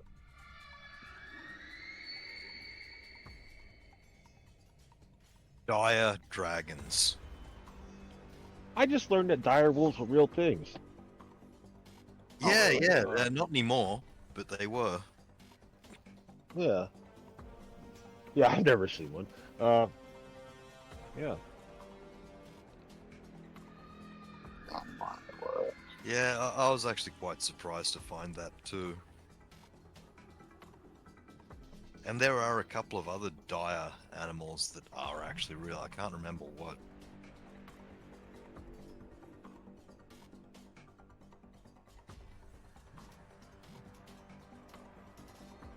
You know what'd be Alright. terrifying?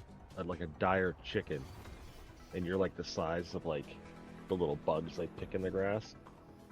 That would be terrifying. Yes. Yeah. Let's meta magic some shit here. Counter spell. I mean, he could have been helping with the counter spells, but he hasn't been. No, I meant the little necromancer guy counterspelling you. Oh yeah, well he might too. That's I actually can't- a good point. I can't help with any more counter spells. I've used my one fucking across fucking. Oh, because you're in cleric mode, hey. Yeah. Uh-oh. Alright, let me see. What can we do? We can. Yeah, and I thought you were with the god of light, but no, you're with the god of life. Yeah, got a life. Totally not going to help us here. Yeah, yeah. Well, it is because I'm That's why I doing was lots of like, I'm it's doing high noon, radiant we're fighting damage. shadows. Yeah, yeah, yeah. I'm still doing radiant damage. Okay. Okay. He's going to spend. Hang on, let me make sure this is actually going to work. I think it's going to. Cast time stop. Yeah. No, he doesn't. But he is going to cast a 6th level ice knife twice. Oh wow. A Hang twice on. knife. Let me just make sure I read that right.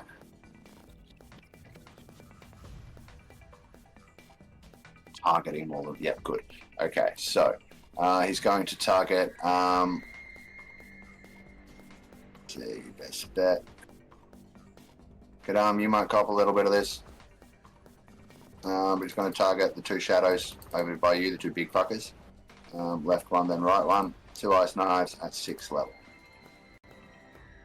And that's going to cost him 6 sorcery points and a 6th level spell slot. Let's get that sorted.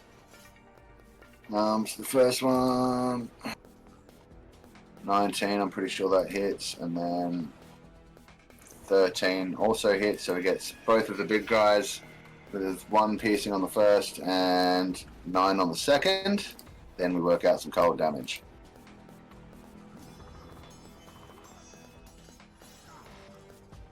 Now, first one, now where did Ice Knife go?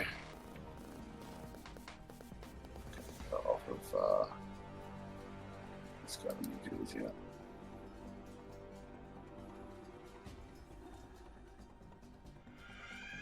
No, okay, sorry, my bad. Do I already have it up here?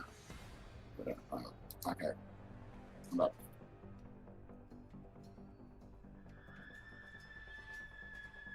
So, Ice Knife. That's a good thing. And he's upcast it by a lot. So let's see. Ice Knife is usually like a 1st or 2nd level spell. 1st level spell. He's cast at 6. So it's upcast by 5 levels, so it's going to be an extra 5d6 on all of the cold damage. And that is his one and only 6th level spell slot. But it's going to happen twice. It's Dex 16. So it's 7d6 on each one. We'll start with this one. It's everything within 5 feet. So these. Oops. Shift. That's not doing the thing. Shift. Shift. Shift. There we go. These 3. Add remove for quick rolls. Damage. I need to roll damage, right? Damage is going to be, what I say, 7d6. 7d6 rolling. Off. That's loud in my ear holes. Again. So that will be 20 cold damage there. Akak also has a thing. He does like +3 when he's dealing cold damage, elemental affinity, so he does 23 cold damage. Save DC is 16. Yes, it's dexterity. Roll. All fail. Applying damage. Okay. That shadow's dead. Good. So next is this one long. Alright, so Kadami, you're also going to have to roll a save this time around. Yep. Which save? Dexterity, so you have advantage. Excellent. DC is 16. I think I'm good. 21. Oh, you pass, so you'll take half. Oh, wait a minute. No, pass just means you take none with this, so you're fine. And it'll be 19 plus 3 is 22. Rolling. And half damage is 0. Fly. Alright, so, yeah, cool, good amount of damage on those 2. That shadow is dead, that shadow is dead. Cool, so that's his action. And with his bonus action, let's see how many sorcery points he's got left.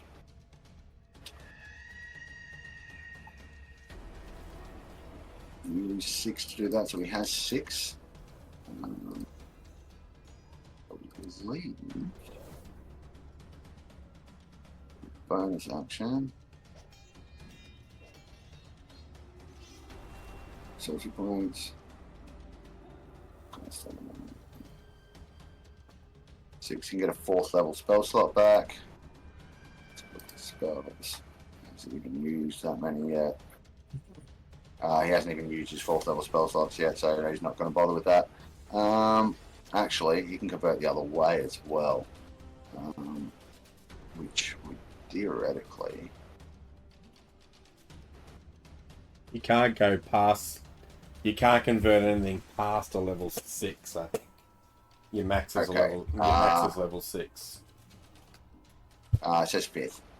Fifth. So yeah, either way, it's not going to need to. It's not worth doing. So I don't think he has any other bonus actions he can do that useful. He's already used that. Can't do that. Can't do those because he's already cast other spells. Yeah. So he will just move instead. And he's going to move over here towards the relative safety of Robar and Bucket. It'll be his turn. Shit. Then it's this one's turn that also hasn't had a go yet, so... Let's see here.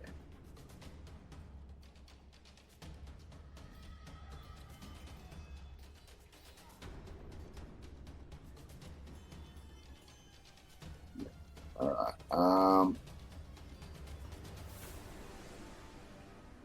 trying to say that was? That one.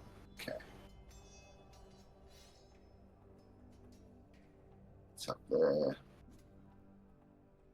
Can it fly? Can it fly? Please tell me it can fly. No, it can't fly. It sucks. I'm just going to move down to, like, I guess here. And then horrors.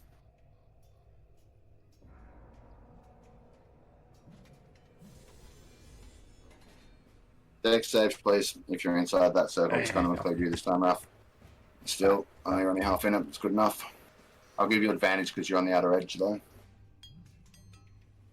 And I will take care of the NPC. So I've got Bucket, I've got Robar.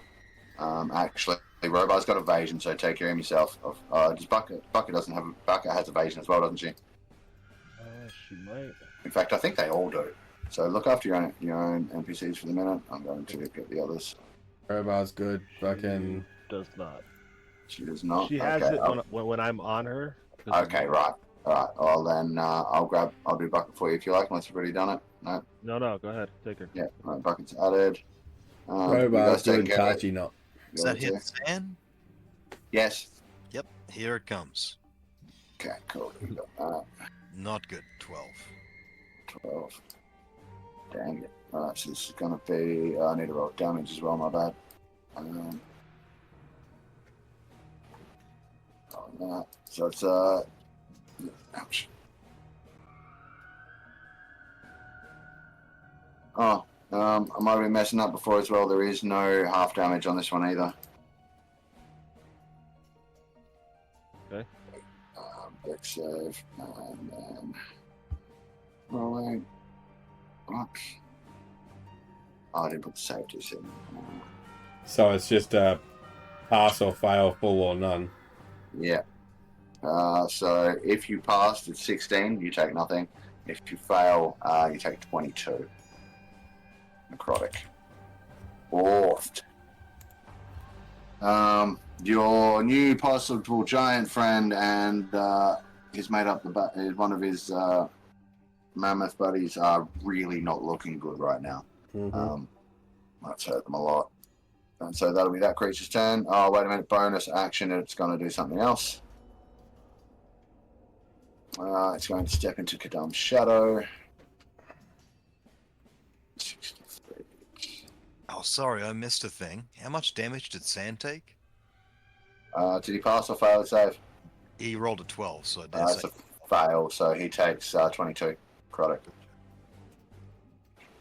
Hitting that straight away. Cool.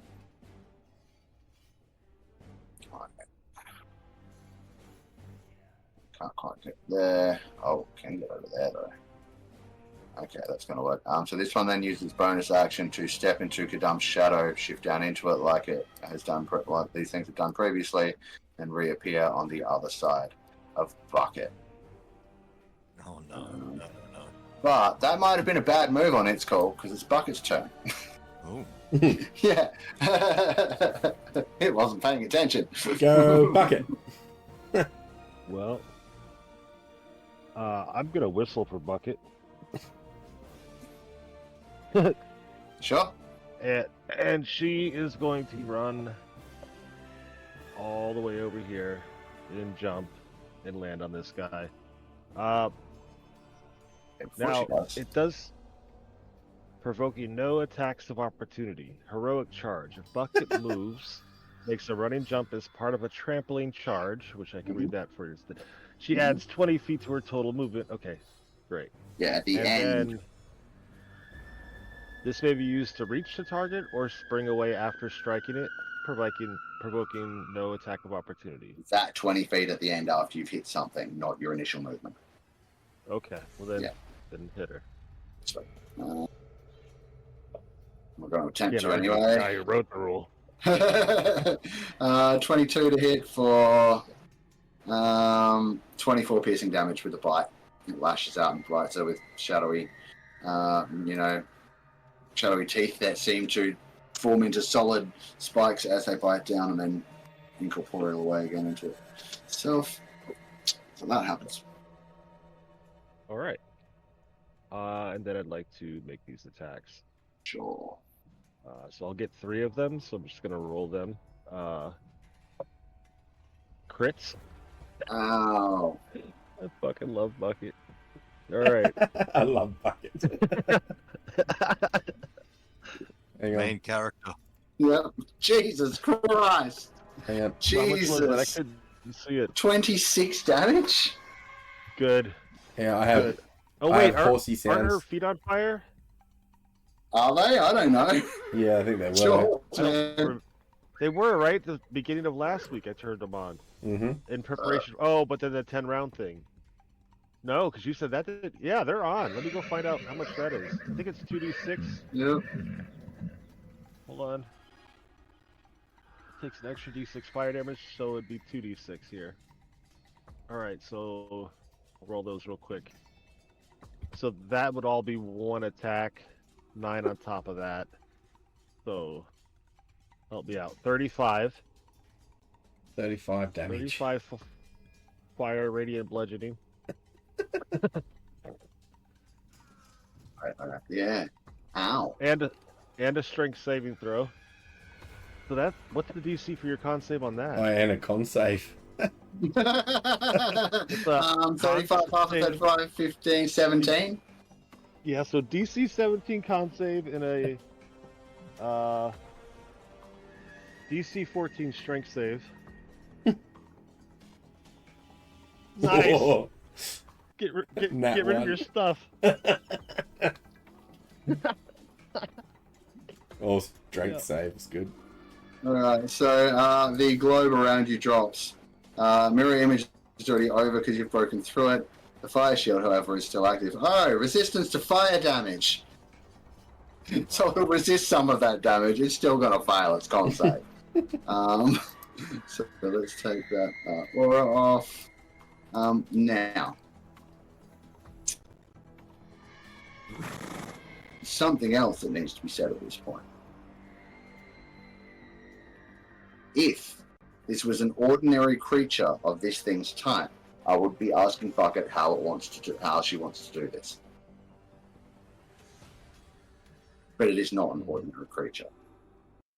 What happens is Bucket kicks this thing so fucking hard. You can see it flies backwards into the wall of ice behind it, and you can see the body is broken, it's bleeding, it's limp, like it's probably about to be dead. And you just see the same cooling blackness that's been seeping out of these undead sort of like creep out of the snow beneath it, wrap itself around it, and drag it down into the snow. And that creature is now no longer your problem. Jesus. However, the things that it summoned still are. Ooh. Bucket spends her next 2 attacks stomping a mud hole. Absolutely. Absolutely. At which point she is actually literally stomping a mud hole in the ground like there's nothing there, it's gone. But yes, Bucket killed the, I think, for all intents and purposes, killed the mage. Well done, Bucket. Love it. You hear a voice from Sand's direction saying, "Did anyone else see that?" See what? So the mammoth at the top is Oh yeah, you're finally past the line. yeah. The mammoth at the top, yeah, right. The mammoth at the top is still scared. I gave it advantage because like its giant friend is in trouble, but still failed. It's fucking terrified. San is up, and San definitely saw that. What would San like to do? Well, Sand's just gonna swallow hard and remember the mission. So, he will fly to around about here, if he may. Probably increasing altitude a little bit. 15's a bit low at the moment. So let's go back up to 30.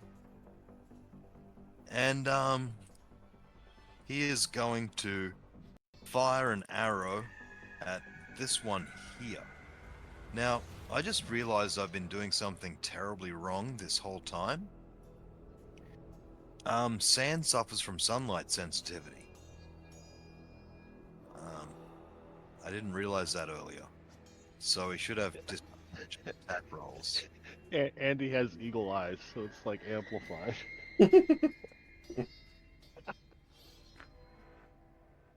You're muted, Mark. Oh man. Sorry, I was saying the whole thing then. Yeah, so look, to be completely honest with you about that, so do half the things I've been using tonight, and I haven't bothered with it. So you're fine for tonight. We'll start taking that into account later. It was cloudy. There's Okay. no sunlight. Yeah, that works. Excellent. Has to be direct sunlight. So yeah, it's a cloudy day. Thanks, Jason. Perfect. I love it. I love it. Okay, so here's what's going to happen then. In that case, he's not going to do the sharpshooter thing because he doesn't know this thing's going to have a low AC. Well, but you know what I mean. No one knows it's going to have a low AC, but you know what I mean. Okay, so mechanical longbow, normal attack. That's not great. 15. It's still a hit though. That's still a hit. Okay.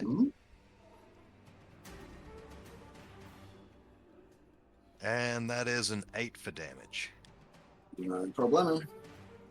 And now he's going to squint with one eye, pull the bow in, look at that target again, and he is going to this time actually use his sharpshooter. Yep, perfect. Roll 1. Good call.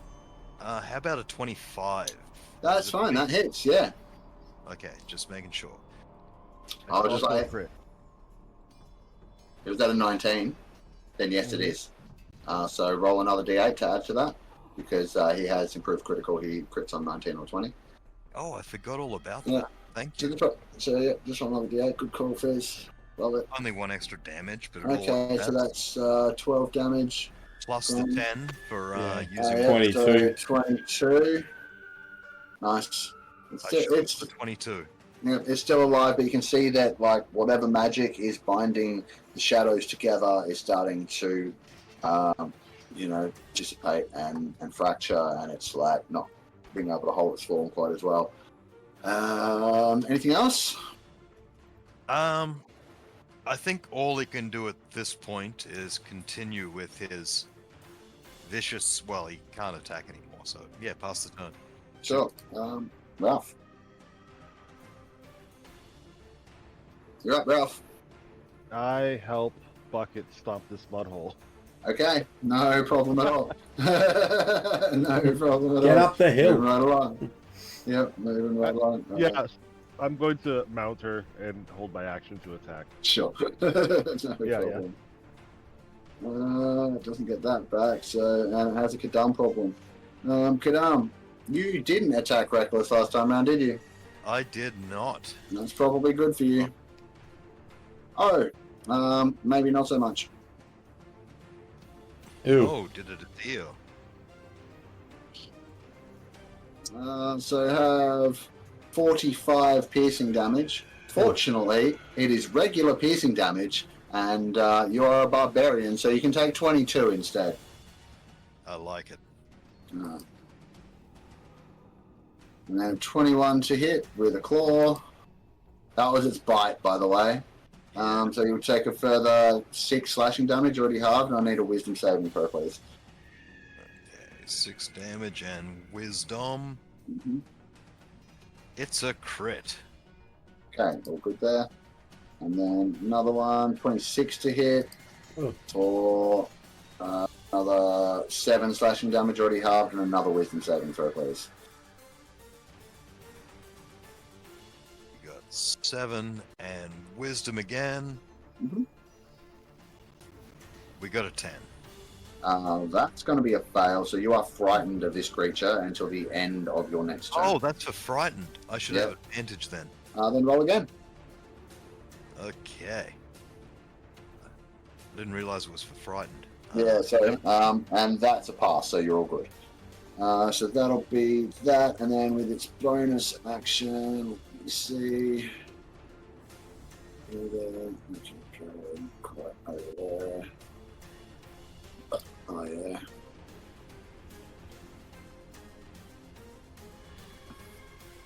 Mm-hmm.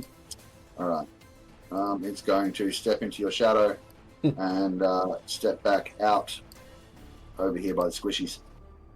And that will be its turn. Fucking should have done that first and carved them up, to be honest, but oh well. That was The mammoth gets an AOP. no, it does not. Oh, His shadow step. there's a shadow. Yeah. Yep. Alright, and then that guy's gone. So, Taiji, your turn, buddy. Okay. River follows you. Alright, so I want to do before Ellie. Where is it? Doesn't really have one, so I'll just do that. Circle. Ah,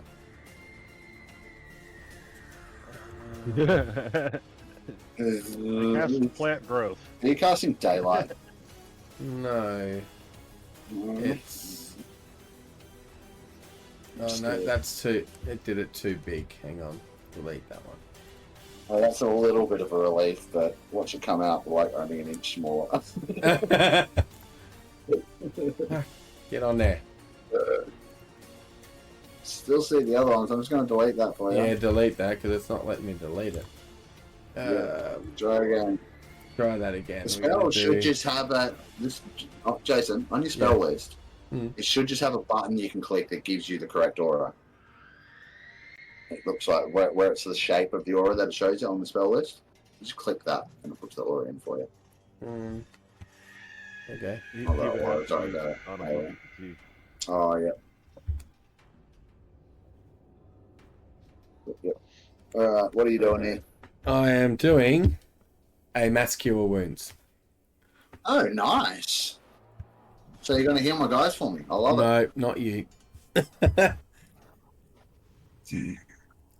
Choose 6 creatures that I want to heal. You see a shadowy hand reach from the spot that Bucket and Ralph have been stomping on, and it counterspells your mass cure wounds. Try again. No, I'm kidding. All right. One So last finger of death. Yeah. 2, 3, No, his boss shows 4, up and 5. casts fucking power kill on like 3 of you. He can do that, you know. Oops. I'm going to put that because I can't get Ralph, so I'm gonna just have to put it over here, so I can get all of us 6 in there. Yep. How much healing we getting? We are doing Ooh. That's cure wounds. We have this. Oofed. 38. Yeah. Plus. Plus, Plus. that's a It good is roll. a 7th level, so plus an extra 7, 8, 9. You already have plus 14 on that roll. Yes. But I So also. that might already be including your extras. Is that including my? Is that including it must my? be, man, because there's no way your spellcasting modifier is fucking like your charisma or your fucking like yeah. Yeah. Okay. So the heal is normally like the dice roll plus your What level is the spell? 5th. I But just the dice cast. roll goes up, not the I just modifier. cast that at 7th level. Yeah. So, Can I let me just say I'm let me have a pretty look at happy your with chart. 38. Let me just have a look at your I sheet. mean, that'll help me a lot. Yeah. Okay. Yeah. I just don't know where. Yeah. What the. I think I know what's going on. I just need to check some things. So let's see. Spells.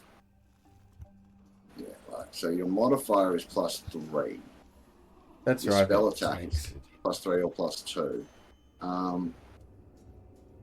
So mass cure wounds is you cast for the what did you say 7th level? Yeah. You can't cast 7th level spells. Hmm? Your sheet only goes up to 6th level. How are you casting it at 7th? She goes up to 7th on mine. No, my sheet goes up to 7th. You're probably on the wrong sheet. I just opened Taiji. Oh, this is your fucking multi-classed one. God damn it. We can actually delete that one. Yeah, we might need to. Alright, Taiji on the. Here's the which spell one? in the game log. That's right, it's yep.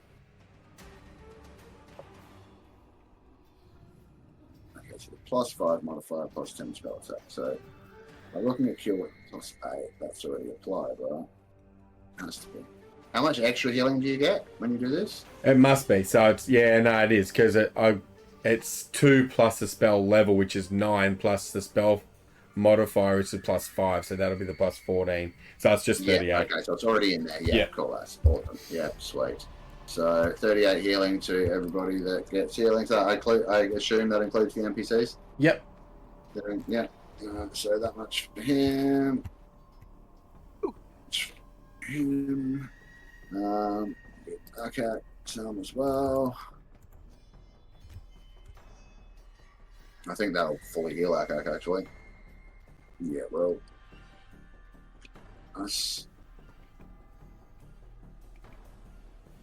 So Kadam got a.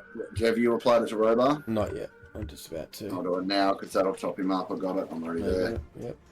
Yeah. And then so my shadowy guy gets that. No, I'm kidding. Yeah, cool. That's everyone, I think. So nicely done. Good call. Mm. It's well timed. I was happy, so was Well Yahsob. rolled. Yeah. Oh, is We're Sam happy in over range? here. Sam's No, not in. Sam wasn't in range. Him was Mate. out, but yeah. Yeah, cool. All right, so that's your action. Bonus Yeah. action. No, I can't because I Movement? just cast a No. spell, so I got nothing. Yeah, sure thing. Movement. No.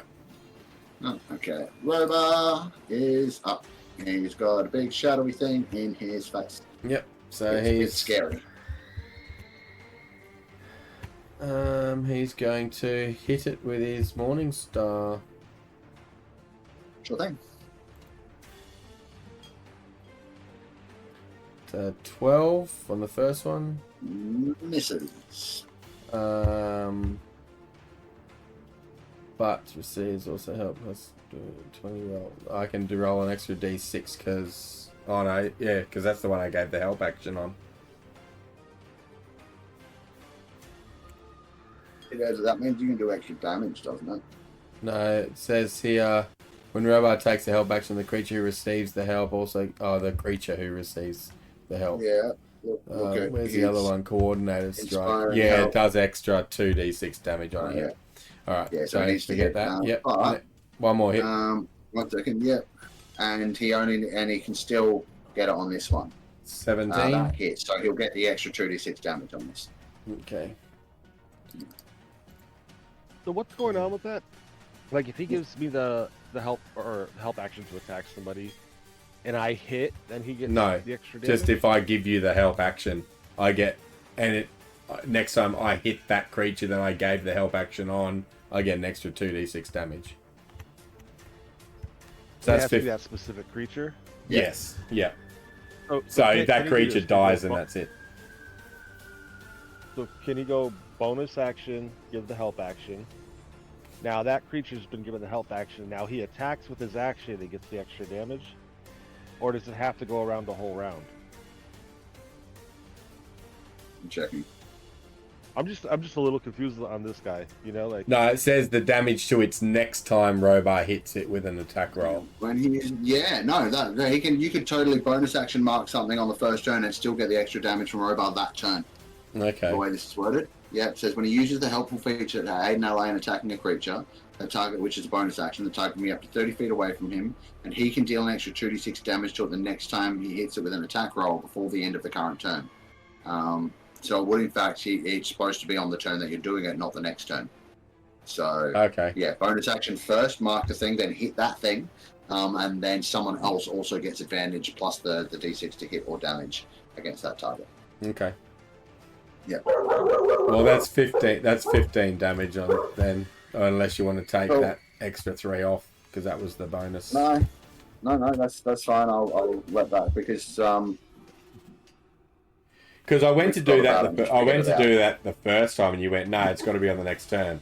So yeah, I messed up. So so that's fine. So if you would like, you've still got your bonus action. You can give it to someone else. I'll put it on something else, but just remember next turn, put it on your thing first. So you can still keep this target marked, and you can still mark something else theoretically because it still hasn't been hit by anything else. yeah, I'll yell out. I'll be like, "Get on, come get this one," and just Cool. Yeah, so it'll say mark. We'll call that. Yeah, cool. All right. So no problem. sure? That is One here. no. perfect answer. excellent. Okay. This one. Which one do you mean? The blue one down the bottom. Blue? Gotcha. Okay. Oh, that's fuck. Taiji, the shadow next to you lashes out, attempting to drain some more of your strength, but it fails miserably. Nice. Kadam, it's your turn. Okay. So, Do you believe we should? Yeah, hurry up. and Oh, so love it. run in. Yep. And first we'll do his little bonus action thing because it's always fun. A We DC will. 18 dex. No problem.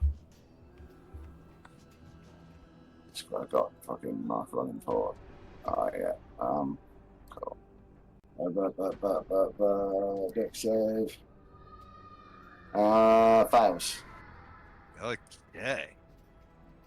Let's see a d6. And it rolls a 4. So that's a nice little pinch Yep. before the fun starts. No problem. And speaking of the fun starting, it's going to be a big, heavy hammer.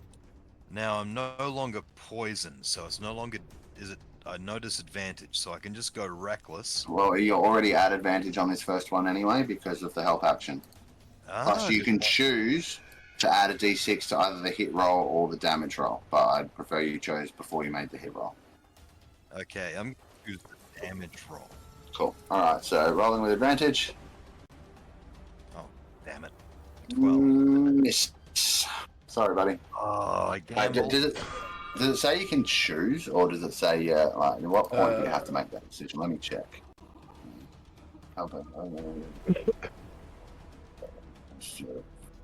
It says it gains 1d6 bonus to the d20 roll. Yeah, if so- that so roll it- is an attack roll, the creature can forego adding the bonus to it, and then Yeah, if the attack so- hits,